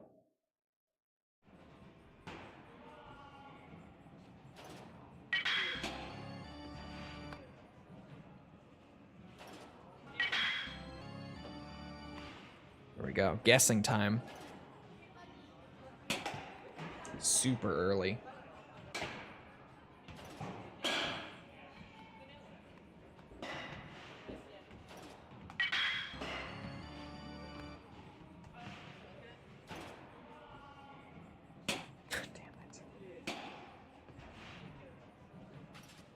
More than my first playthrough of Yakuza 5.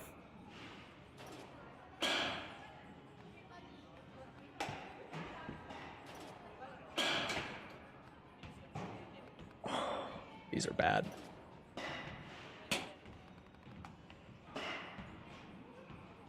The upper curves are going to be what kill me more than anything. Like, all of them I kind of have to learn still, but those ones are the killers. Hey, earlier when I was asked what pitch I struggle with the most, fucking upper curveballs on the Alien Course. There you go. Those would be the ones. Damn it.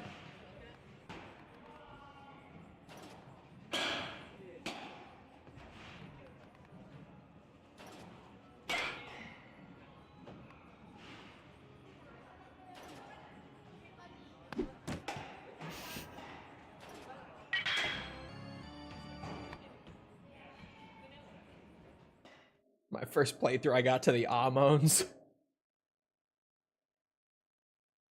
Okay. I got this. Alien Course is gonna be my bitch.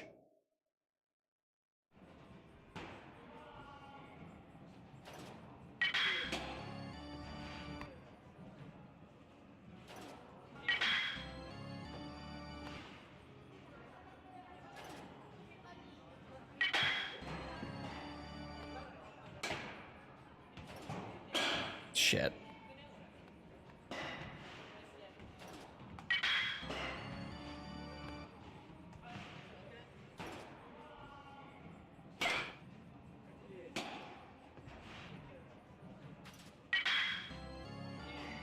Hold on, I might be onto something.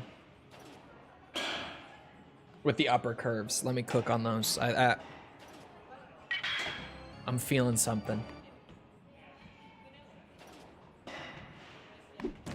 Maybe not. That one's a little fucky. The speed does not reflect how long it takes for the ball to get to you on this course. Like, at all, is what I'm noticing. The speed is relevant. I'm gonna have to redo my notes if I want to actually have good notes, because it's just not.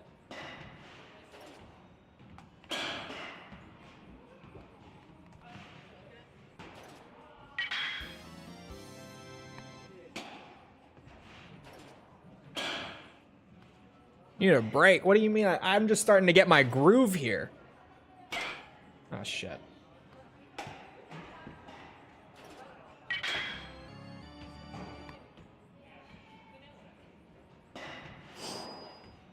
Target of 13. I can do that, I think.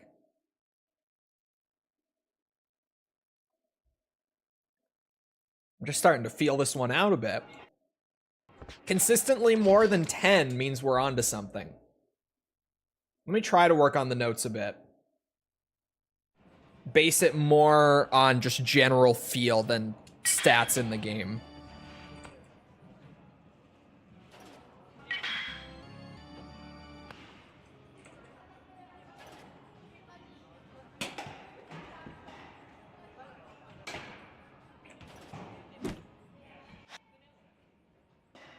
That one I didn't even hit.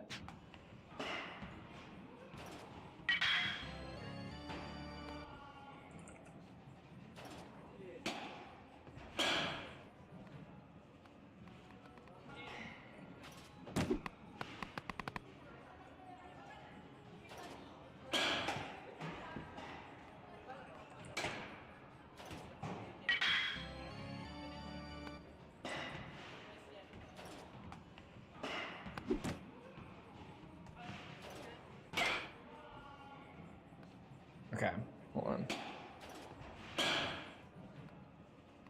I'm on 13 right now.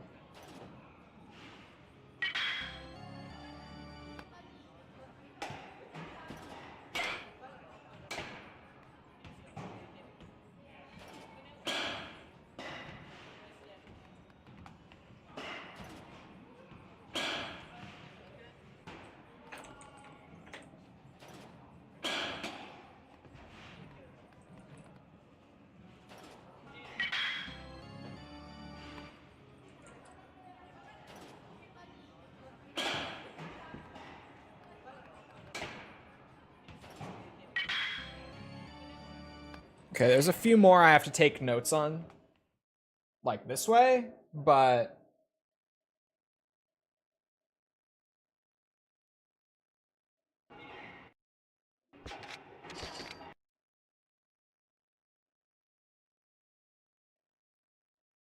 I need to feel out number 4 this time. Try these new notes.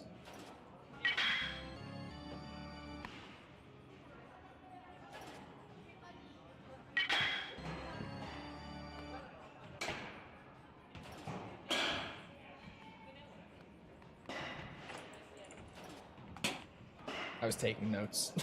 I was writing. Okay. Oh, a little early still.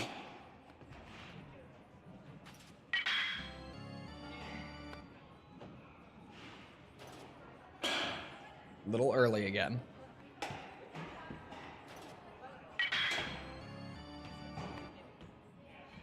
This one.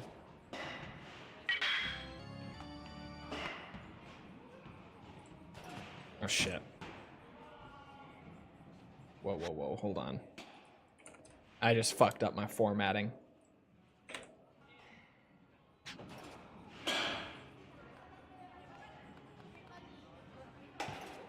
Oh my god. Hold on. A metronome might actually be kind of crazy. A metronome...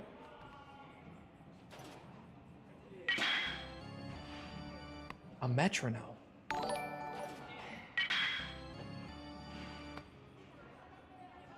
Thank you for the sub. Appreciate it.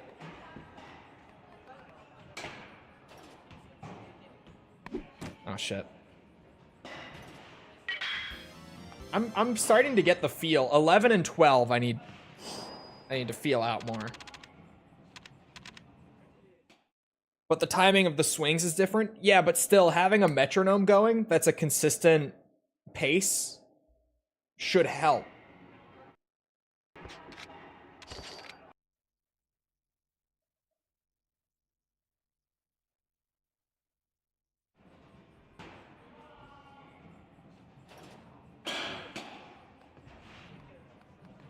How long they stay in the air. That's what the new notes are. Instead of having their actual in-game speed, they're based on generally how long they hang for. Like relative to each other.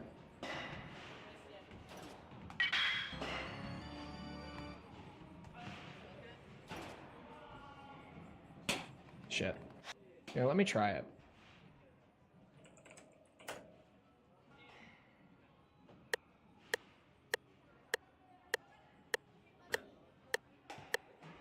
You annoyed yet, chat?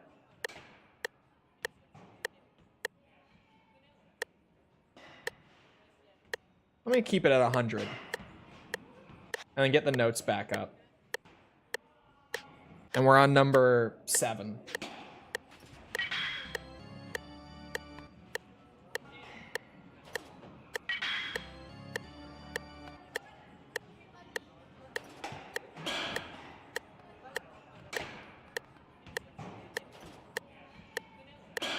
Shit. I gotta feel it out with this now.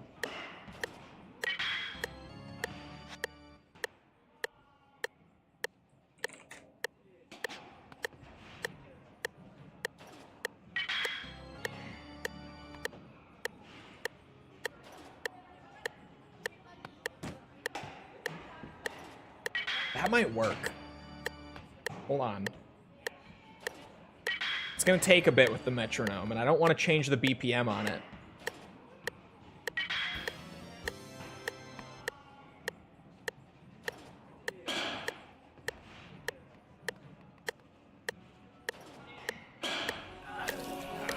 You fucker.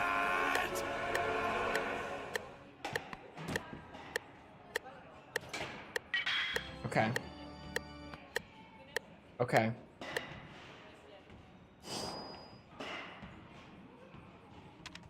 The game is cheating. We have to do everything we can. Is a metronome cheating?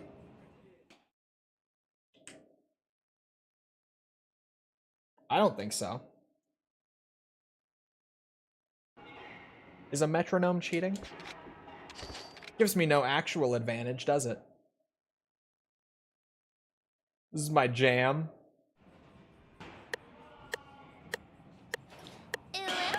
Shit.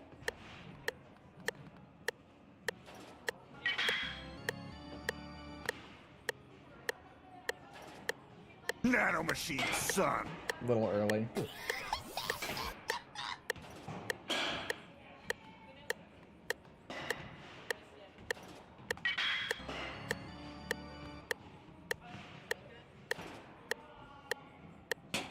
Okay, those are really slow. The timing is different on those first two than the later curves.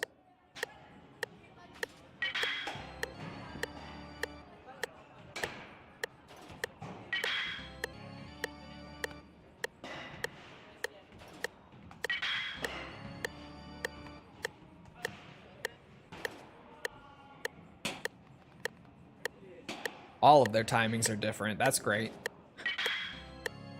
Now that I am using the metronome, I'm noticing how different they are, the upper curves. The left and right ones are really consistent. These ones are all different. Holy shit. Why? Why?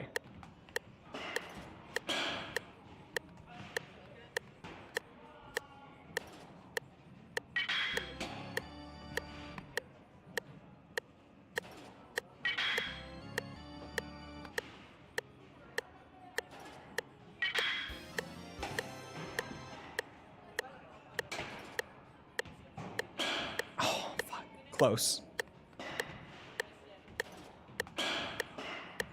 Damn it. They're all different. They're all different.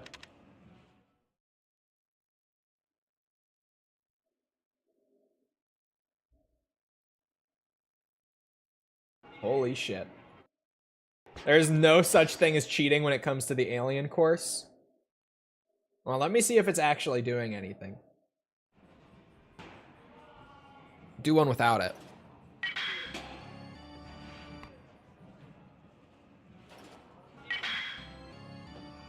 It's so weird that I have the first couple like so down. That was a guess, to be totally real with you.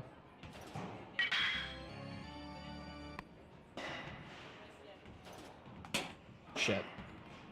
That one is faster.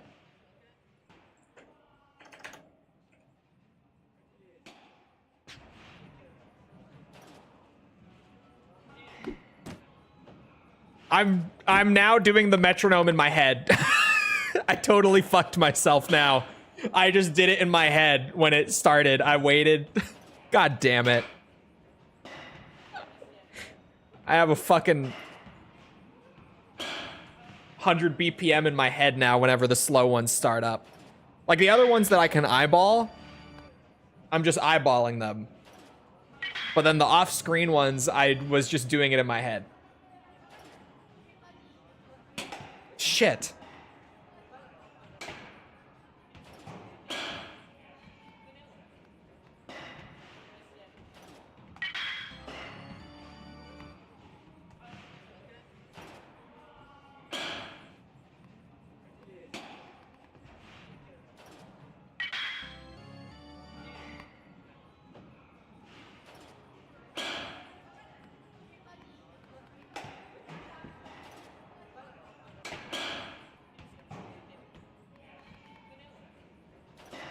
Oh, this is so fucked. This is so fucked up. I did worse.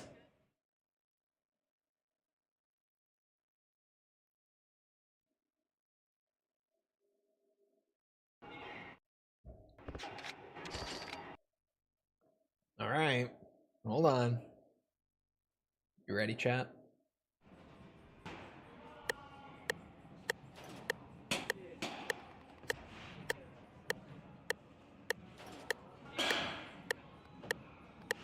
I relied too much on it.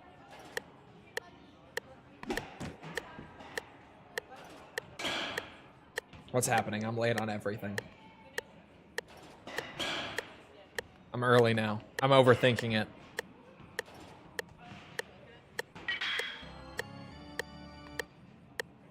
I haven't hit that one in a long time. Shit.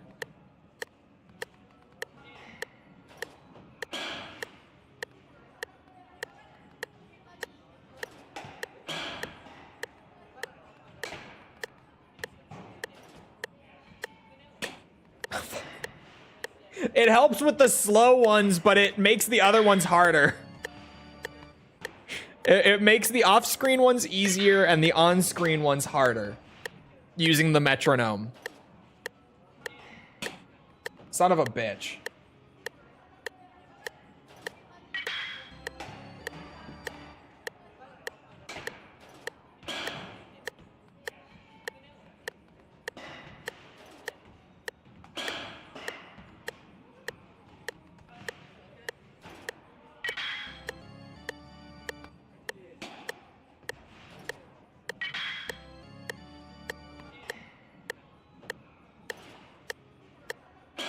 Shit.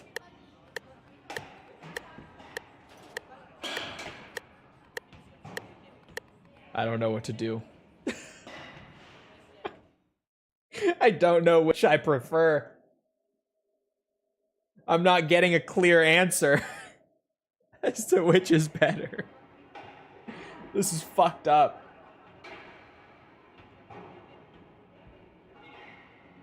Oh, God.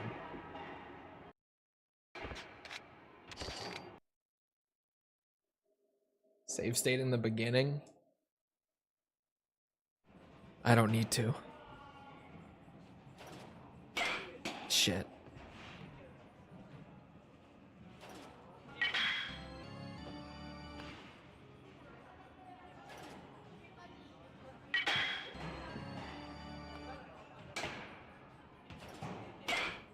Fuck.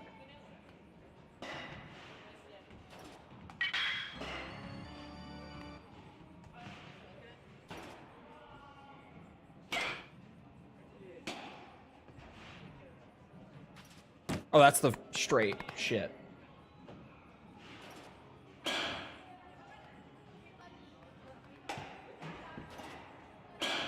Why is there one straight in this entire... Fucking shit.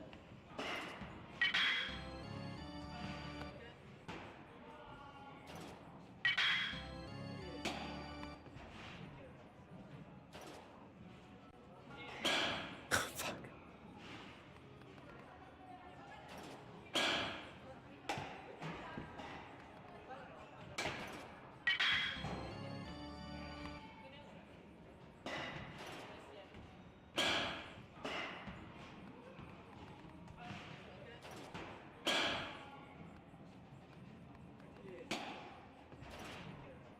These curves are so bizarre.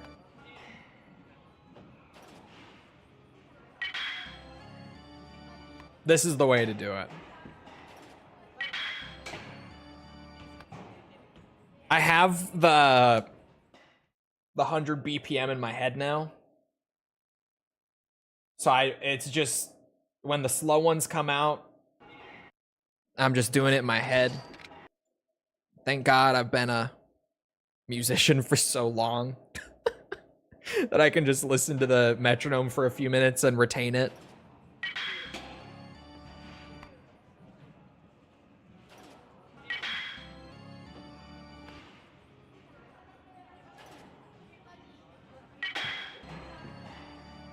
This is the way to do it. A little metronome when I need it. Like if I lose the timing, I'll need it again. But mostly without it.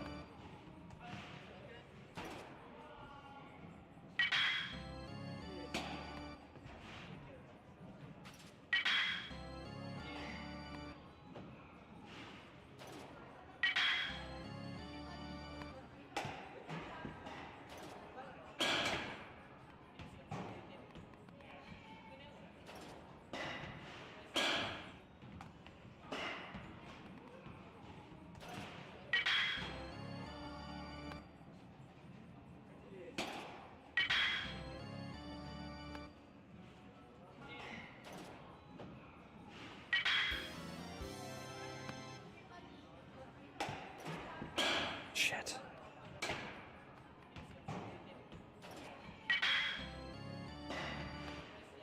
Hold on.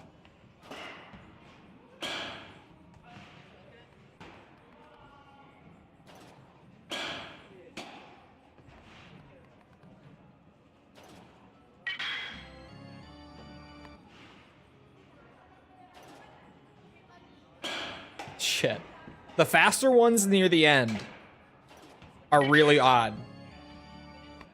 But I've got it. 13! 13! There. I did 13. You've been a musician? What did you play? Guitar, bass, drums, and I used to do harsh vocals too before I fucked my voice.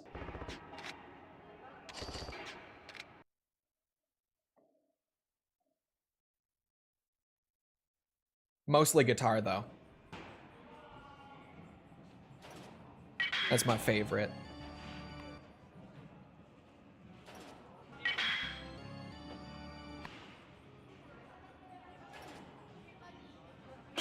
Fuck. Is that a framed portrait of Master Chief behind you? Yeah, it's concept art signed by Dred Scott from Halo 3. Sorry, I was talking. Shit.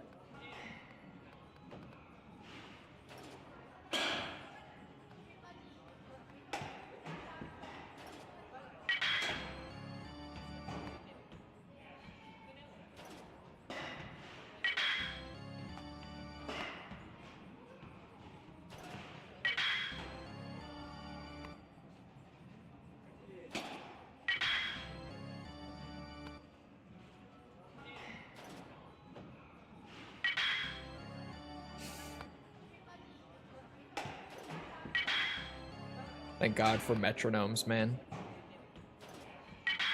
I don't even need it the whole time, once I've got it. Oh, I was early. Fuck. I'm trying to over-adjust on the ones that aren't, like, necessarily on beat.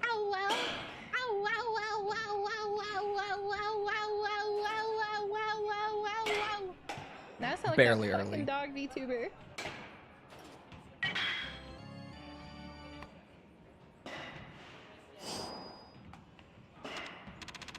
Is it at least 2 more streams? What happened to your voice? I had a vocal hemorrhage.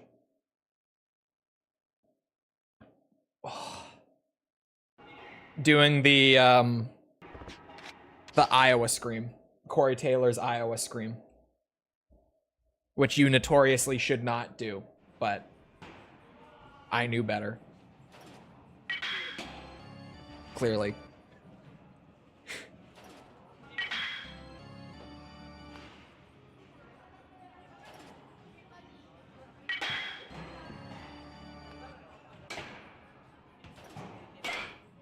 shit.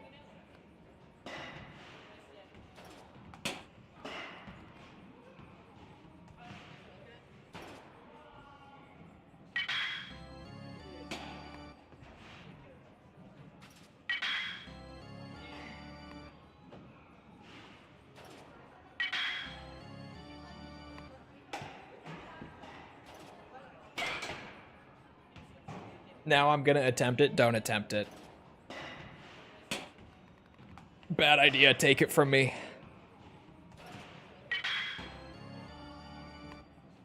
If I talk too much in a day, I can barely speak by the end of it.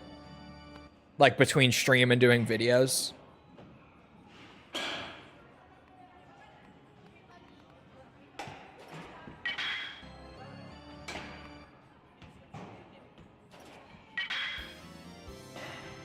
Ask false. She literally will call me after her stream sometimes, and she just immediately hears it. She's like, your voice. I'm like, I know. Don't attempt it. What's the Iowa scream? It's the scream that, shit. That Corey Taylor did on the first couple Slipknot albums. More so on the album Iowa. And it's been dubbed the Iowa Scream. It is such an intense false chord scream that he literally like destroyed his voice doing it. This is why it's known that you really shouldn't try to imitate it. But there are so many awesome songs on those albums. And the best part of those songs is his screaming style because it sounds insane.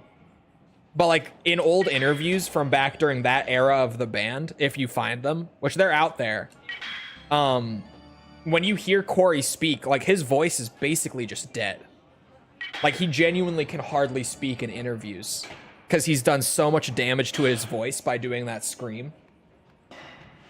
And he stopped doing it because he genuinely was just like, I have an issue from it where if I talk too much in one day, my voice starts to give. His voice would just be gone constantly. Like he just generally around the clock had no voice because of it. Weren't the recording sessions for Iowa extremely cursed? Yeah, in a lot of ways. But holy shit, that album kicks ass.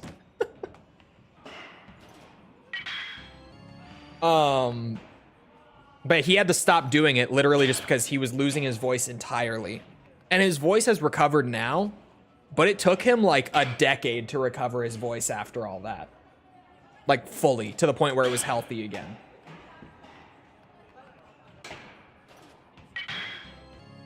That album is amazing. It is amazing. It's such a good album. But it's definitely one of those pieces that like, it turned out so well because Corey and other members of the band, but primarily Corey, was so mentally unwell during that album's production. And all of that just poured out into the music, and it's insane. Like, just no other album that I've ever heard sounds like Iowa, like Slipknot's Iowa. I've never heard anything like that.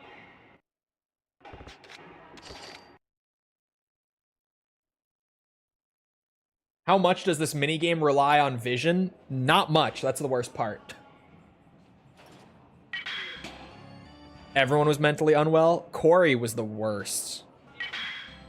Like, even the other band members are like, yeah, none of us were doing great, but Corey was not right. Yeah, Sid was also going through it. Oh, fuck me. Sid was probably the worst behind Corey.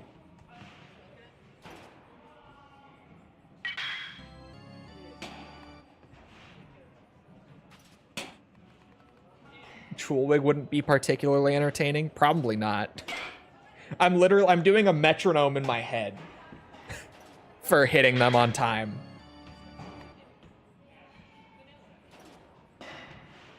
Because there are genuinely no other cues for when to hit them during this minigame. There's no visual or audio cues for like 18 of the 20 pitches here.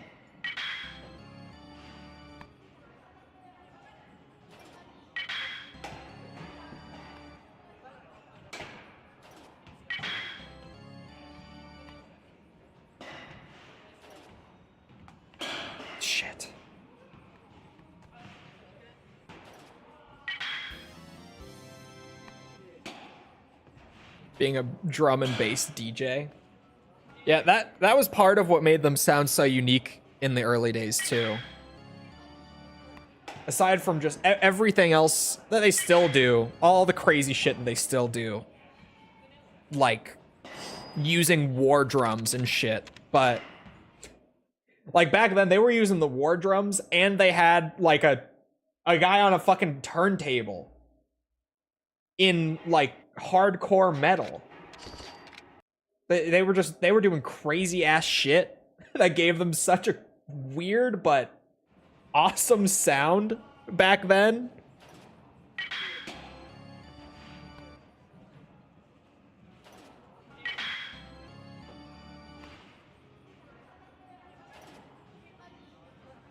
I love Slipknot.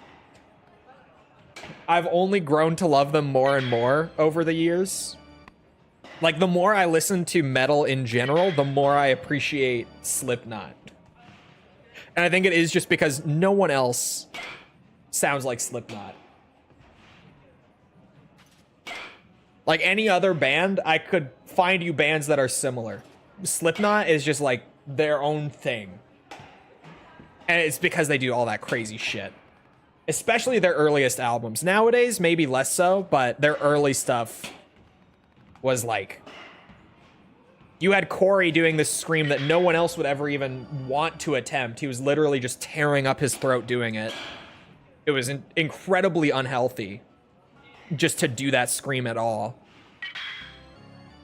And then you've got, you know, this dude's on fucking war drums. This guy's on the turntable. And then they had, what, 3 guitarists and 2 drummers?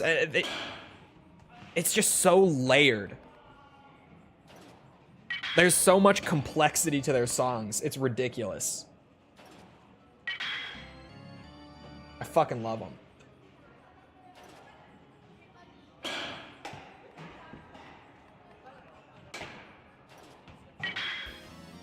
Slipknot and Korn were so innovative until Limp Bizkit showed up and Chocolate Starfished everything.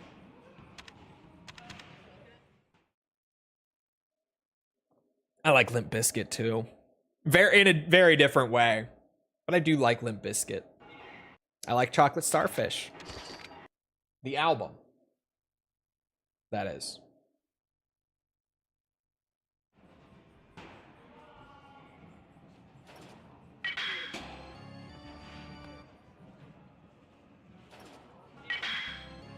I thought the minute-long screech of agony in the Tool song Grudge was a lot. That shit's cool too. But no, Iowa has so much weird shit. Like there's a part in one of the songs on that album where they genuinely, Corey just had a full like mental breakdown in the booth while recording some of the vocals. And they just went, oh no, that shit sounds crazy. Leave that in. Put it over like a breakdown. That shit's insane. And they did. So like on the album, there's just a bit where Corey has a full like mental break for like a minute. It's so wild. That album is so crazy.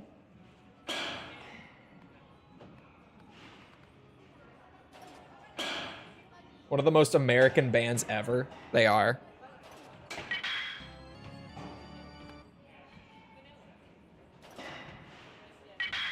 I still don't know why they chose Limp Bizkit for the opening to the DMC anime. I'm still so not over that choice. Like, I remember when they released that prior to the show coming out, and some people really liked it, but I was like, this intro feels like it's not an official production. Like, it felt so strange. Just so weird.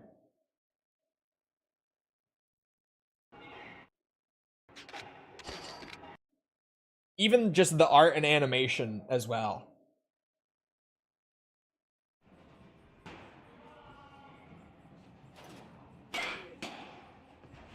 And then the DMC Netflix anime came out, and We know how that went. Shit. The new Evanescence song was good, though. That was very good. The original song that they did for the anime was great. I liked that.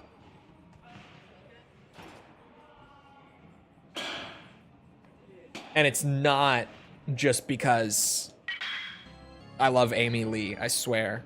It was good.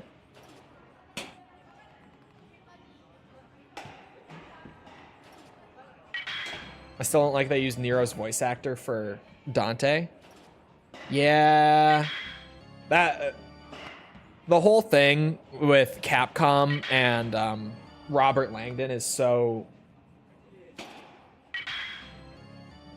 who knows what's going on there.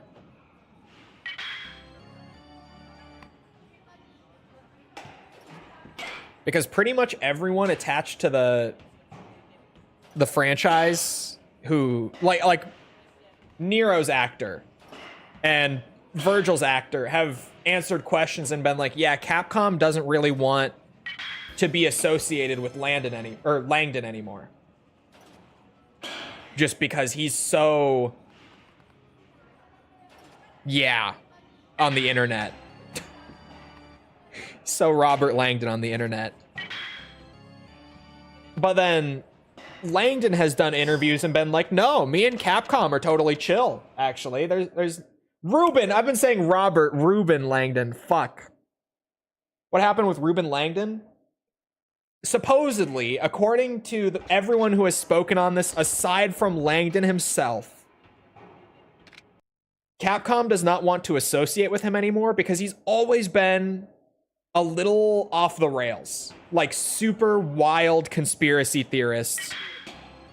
And during COVID, it got especially off the rails. Like, he's always been a little wild and conspiracy heavy, but he got real wild during COVID era, like on social media and stuff. And Capcom apparently doesn't want to associate with him anymore because they consider him a brand risk.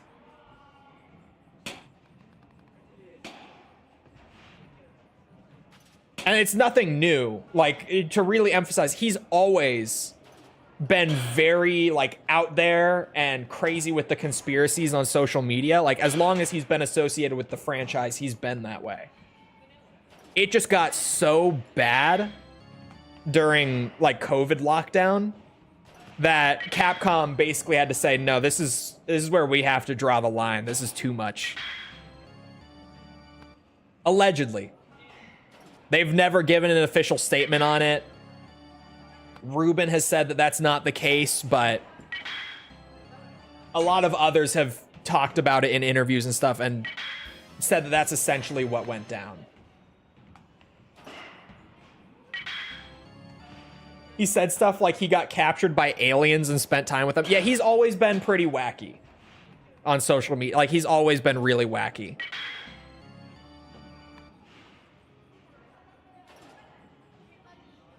And I kind of believe most people saying that they don't want to associate with him anymore because they haven't worked with him on anything DMC since DMC 5. Like, he hasn't worked on anything DMC related in years now. And even for, like, the anime, like, they had Johnny Young Bosch do it in his place. I think it's probably legit that Capcom has just said, yeah, we don't want to associate anymore. This is too crazy. Too wacky. Even for Dante, too wacky. Because, yeah, I totally forgot about him saying that he spent time with the aliens. Who's voicing him in the new PGR collaboration? What is that?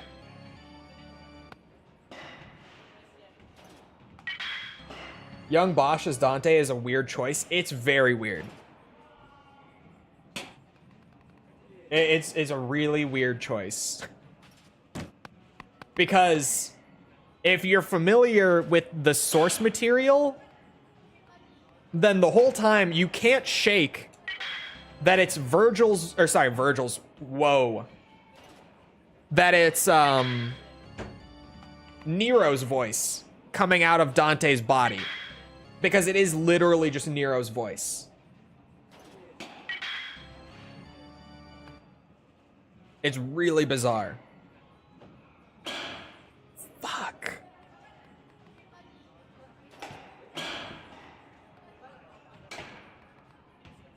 Like ladies from Mexico? No, like UFOs.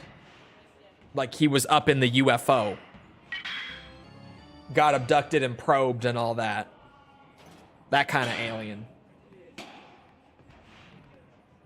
If I have to deal with Zach's voice, you can deal with that. Bro, you made me curious last night talking so much about it. I looked up like a comparison of them. And I didn't mention it last night. I didn't like either of them. They both, like, not even in terms of, like, I know the character and what he's supposed to sound like or anything, but both actors, to me, sounded so stiff and unnatural that I was like, I don't like either of these guys.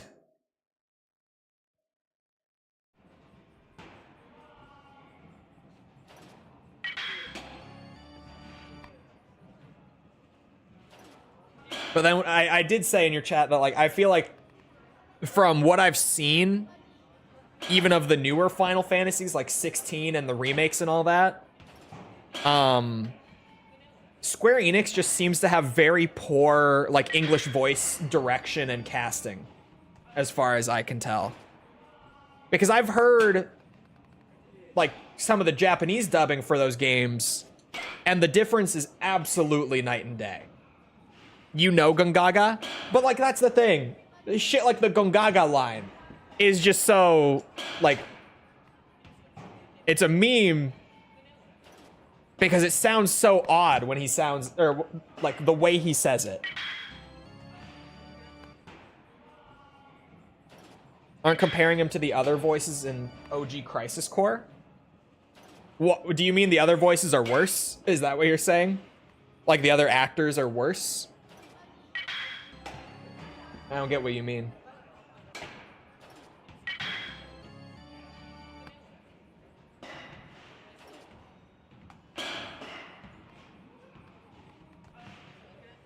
Yeah, okay. 16 voice work is unbelievable. I think Clive is good. Everyone else I've heard in 16 is really all over the place. Granted, from what I've seen. And even then, from what I've seen of the Japanese dubbing for 16, I like that Clive more. And I have nothing against Ben, what's his name? Ben Starr? He's great. I love him. And he does a very good job as Clive, just...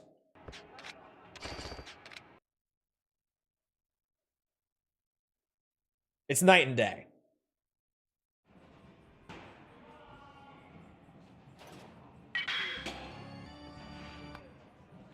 Have you got 13? Yeah, we did get 13.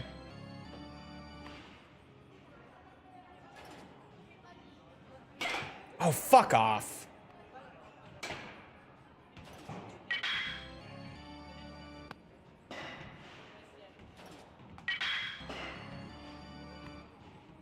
Hold on. Early shit.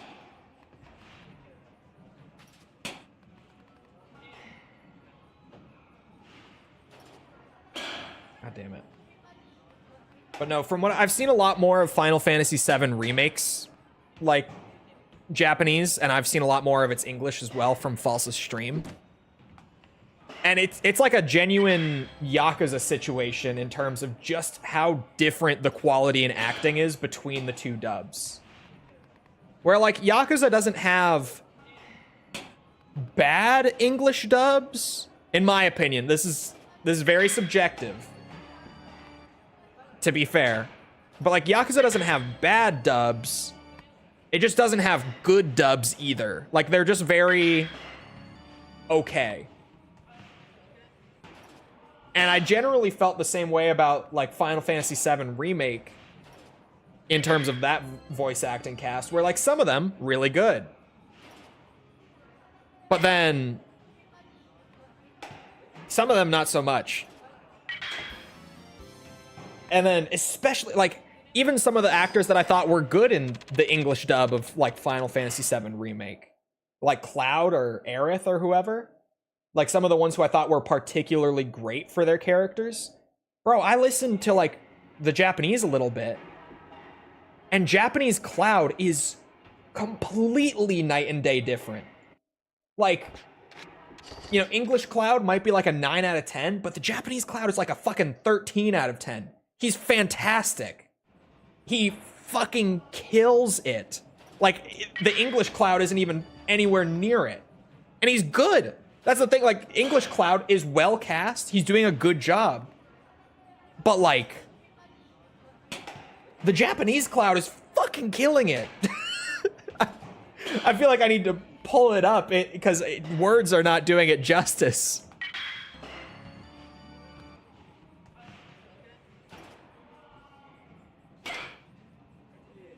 But like, I think you're just a weeb? No.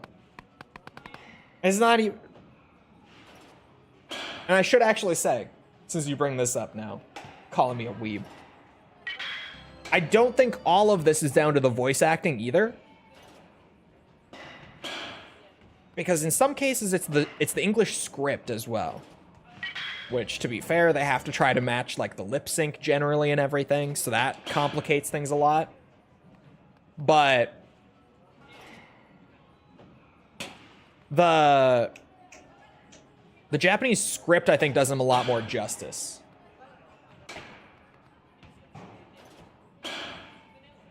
The English cast is really great. I've heard both. I'm just saying, man. It's like Yakuza, where if I do play those games, I'm gonna have to play them with the Japanese dub. If that's an option, unlike the Western releases, I hope it is. Because it's night and day.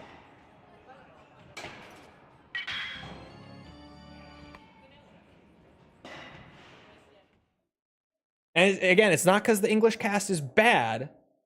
It's just that original voiceover, that original script is doing a lot of the main characters much more justice in their portrayal. Like, I feel like I understand Cloud's personality. Like, I feel like I feel Cloud's personality more through his dialogue and his voice acting in the Japanese than I do in the English. And again, it is somewhat the script as well. Because, like, the variation in formality and stuff like that does add a lot of depth there that the English script doesn't really play around with as much. So that's, like, that wholeheartedly is a big part of it as well. There we go.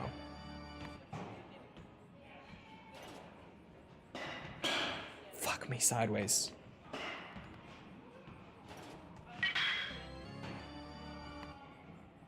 He's read the manga? No. Not really. I've read some of it, but not in its entirety or anything, no. As far as what I've read, it's stuff where either there were significant differences in the anime from the original, or I've read the super manga that has not been adapted to anime yet. Since they stopped the anime back in like 2017 or 18, but the manga has kept going. It's like a whole few arcs ahead of where the anime stopped now, so I read those so that I knew what was going on. Because they just stopped animating the anime.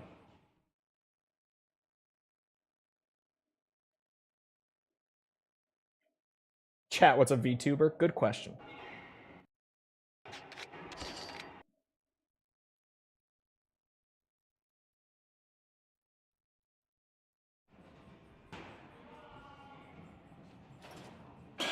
Fuck me sideways. how much it would cost to get all of the Dragon Ball manga. It's surprisingly not as long as you would think. I done forgot because I saw the D. Because the manga and the anime were running side by side back in the day.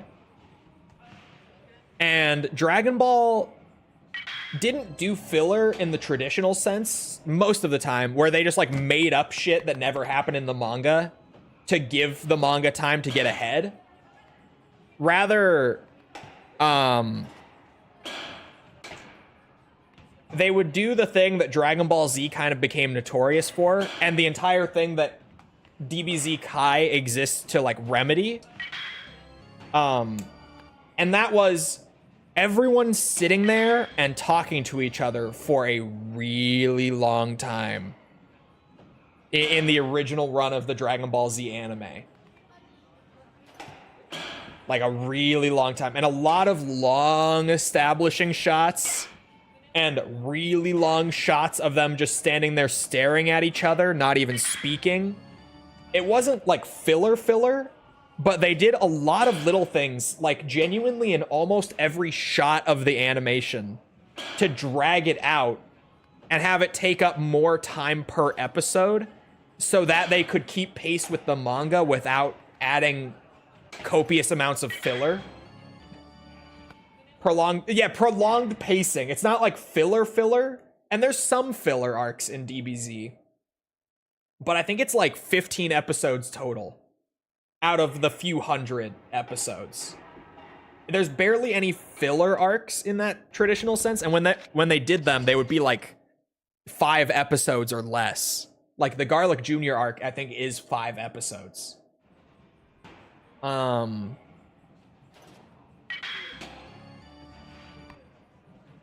It was weird. And then that's the reason that like Dragon Ball Z's anime is like 300 episodes, the original run. But then if you watch Kai instead, it's like 180. Because Kai, the whole main reason they made Kai was to fix the pacing of Dragon Ball Z and make it more accurate to the manga without cutting significant amounts. But they just cut down the dialogue to be more similar to the manga, as well as, what's that? Cut out a lot of those, like, overly long establishing shots and, like, shots of them just staring at each other. They left them in where appropriate. But the whole point of Kai was to get more anime accuracy. Or sorry, was to get more manga accuracy in the anime. You see what I mean? I might actually be autistic. I genuinely might be.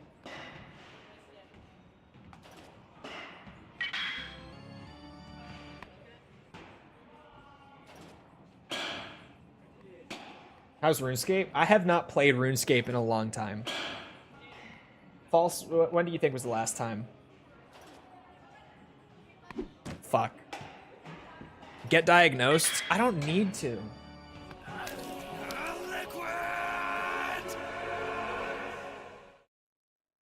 Kai is better than the OG up until the Boo Saga. Kai is so up and down for me. I think it's about the same. But like, in certain aspects, one is better than the other, if that makes sense. And generally, it comes down to like specific scenes. In general, I think Kai is better, especially if you're watching for like the first time. Kai is probably better. But Kai has a lot of issues. Where like, the music in Kai is just not it. Simply put, just not it. Nowhere near the same. And, or sorry, but while it might not have music that's as good, Kai does have the advantage of having most of the original voice cast back from the original Funimation dubbing, like back in the late 90s. But that cast had like 15 years more voice acting experience and comfortability with the characters than they did when they originally did the dub. So you get shit like Vegeta being voice acted by the same guy. Christopher Sabat is still doing Vegeta, but he sounds so much better in the role in Kai than he did in the original dub. Just because he was more familiar with the character by that point. So you get this weird, like, give and take with Kai versus the original, like, constantly. Where those are two just general things that apply to the whole show. But then there are, like, specific scenes that are better or worse in one version or another. Where, like, Goku first turning into Super Saiyan is way better in Kai, thanks to the animation looking better and the voice acting being better. But then Goku's speech to Frieza in, like, the episode after is significantly worse in Kai because of the dialogue changes. And the original speech is way better.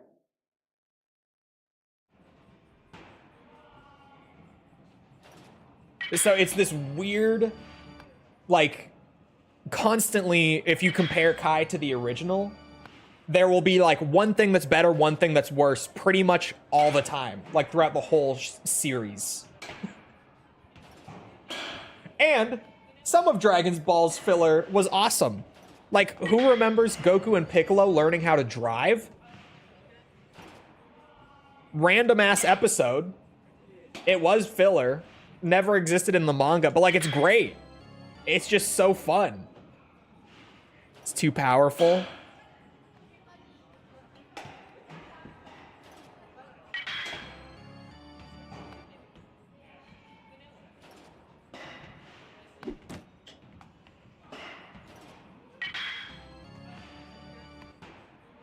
What's a hot take that can stun Chole? It doesn't even have to be a hot take. You could try to tell me that Breath of the Wild has an amazing open world design, and I'm gonna fucking ban you. I feel like that was the craziest, like, collective gaslight in the history of this industry. I still have not gotten over that. Where, like, for years and years before I actually played Breath of the Wild, all that I heard about that game was how revolutionary the open world design was and how much it had evolved things beyond the typical open world design that we see. And then I play it and, like, I get to the first tower and I have to do, like, a small climbing puzzle to get to the tower and then press a button to map out the area around me. And I'm just like, what the fuck is revolutionary about this? This is the same shit Ubisoft's been doing for a decade. Like, relative to when it came out, right? Assassin's Creed, 2007. That's when Ubisoft started the tower thing. And then 10 years later, Breath of the Wild does the exact same tower thing. And everyone's like, oh my god, but the towers are so much better. They've improved the towers of open worlds. And I'm like, it's the same. What are you talking about? It was so weird playing it after hearing for years about how much Breath of the Wild evolved the open world formula and, like, moved it forward for the better. And it was the exact same shit that I've seen in every Ubisoft game ever. And I was so confused, like, my whole playthrough. Holy Breath of the Wild glaze. And I'm serious, like, go look at any discussion about the game back when it came out. Go read all the reviews about the game back when it came out. Like, that was what everyone was saying. Like, genuinely, that was the general consensus and, like, narrative around Breath of the Wild. But then you play it, and it has a generic open world. Like, it didn't really change much. It has the shrines, and those are, like, unique to Zelda. But then the side quests were all just, like, super basic fetch quests. The towers were the same. It had 1,000 fucking collectibles scattered around the map.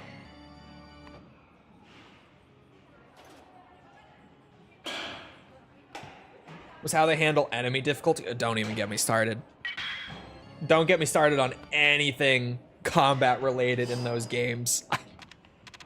I don't even want to think about the experience of that combat. Because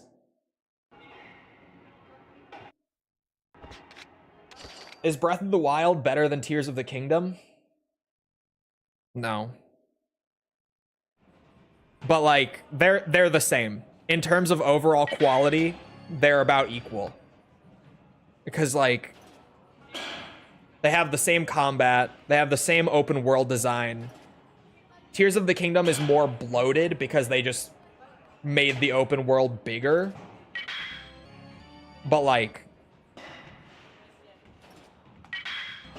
they're the same. The core mechanics in Tears of the Kingdom are more interesting with like the building and all that. Like Ultra Hand is more interesting than the magnet thing from Breath of the Wild, if that makes sense. Like the mechanics and the abilities are more interesting in Tears, but the world is more bloated. But generally speaking, like the combat's the same, the open world design philosophy is the same. I said it before Tears came out, I said it when Tears came out, and I still say it to this day, it's an expansion. It's not two separate games. Breath of the Wild is the base game, Tears of the Kingdom is a standalone expansion. They are not two entirely different games. They're the same.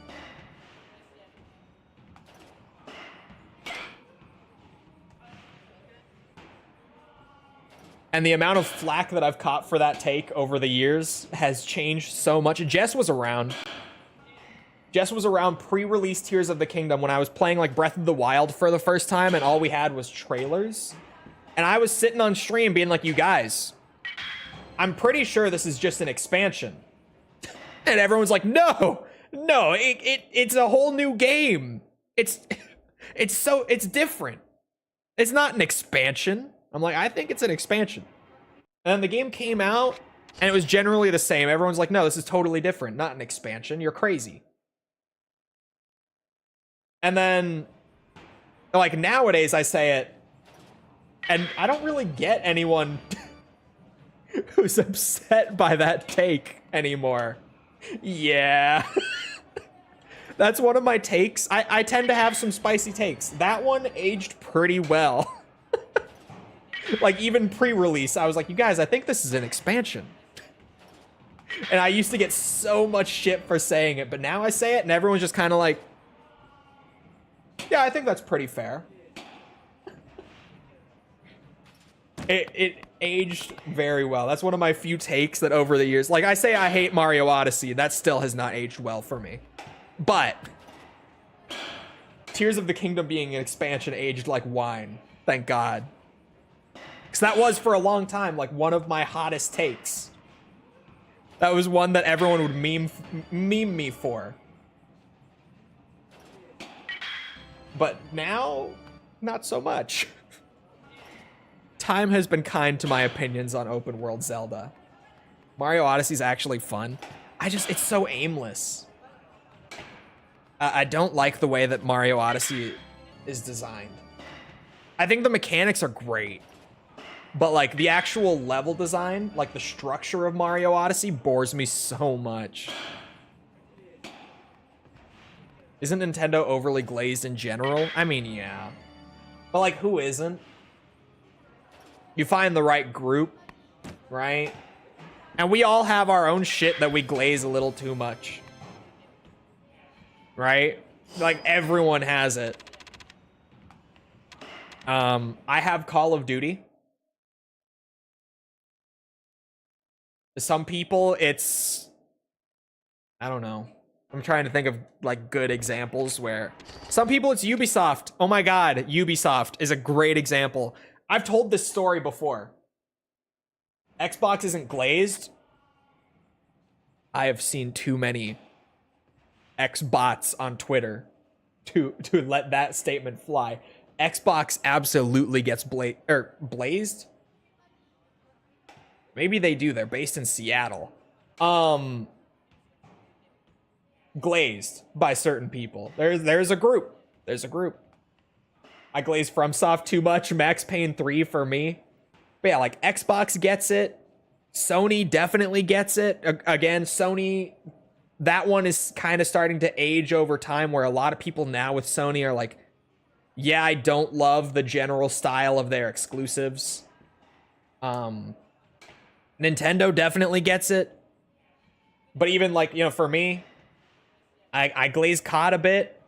I enjoy COD. I do. I'm not ashamed of it. I love playing some Call of Duty in my free time. It's a good relaxing game for me. I play it every year. I have never skipped a Call of Duty since I started playing that franchise to this day. I haven't. I enjoy my Call of Duty. I had this one guy that I worked with back in the day. Back in my day, I worked with this guy. I like telling this story whenever I remember to on stream, because it's so good. Because nowadays, everyone hates Ubisoft, so it makes it even funnier. But there was this guy that I worked with who, you know, we were talking like dream jobs in the industry. Like, if we could work at any studio, on any game, what would it be?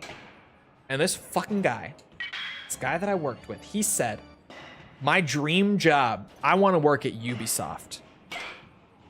And I would mostly like Far Cry. I would love to work on Far Cry. That would be my dream job. And you know, it doesn't have to be Far Cry. Like, if I could get put on Assassin's Creed or something like that, that works too. That would also be great. I would take that just as happily. And I was just like, oh. Yeah, no, I totally, absolutely, I could see that. Yeah, that would be great. That would be awesome. But in my head, I'm like, what the fuck is he talking about?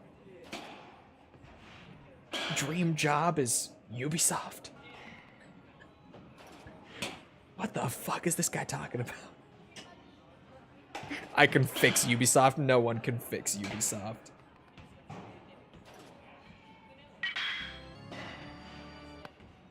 First cake.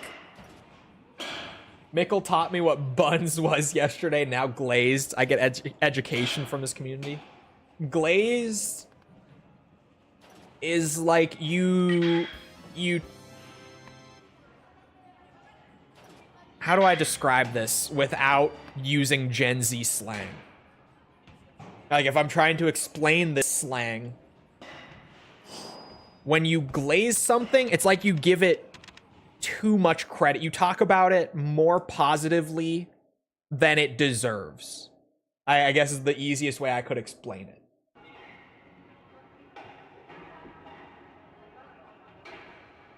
That is the best way I could explain it, I think. Yeah, like putting something on a pedestal.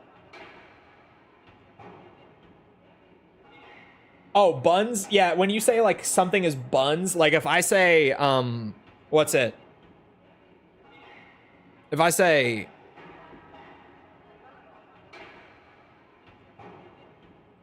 I'm just going to Google. Random video game. Oh, fuck. I'm going to do SteamDB, and we'll just pray for my library. SteamDB always gives you a random game to play.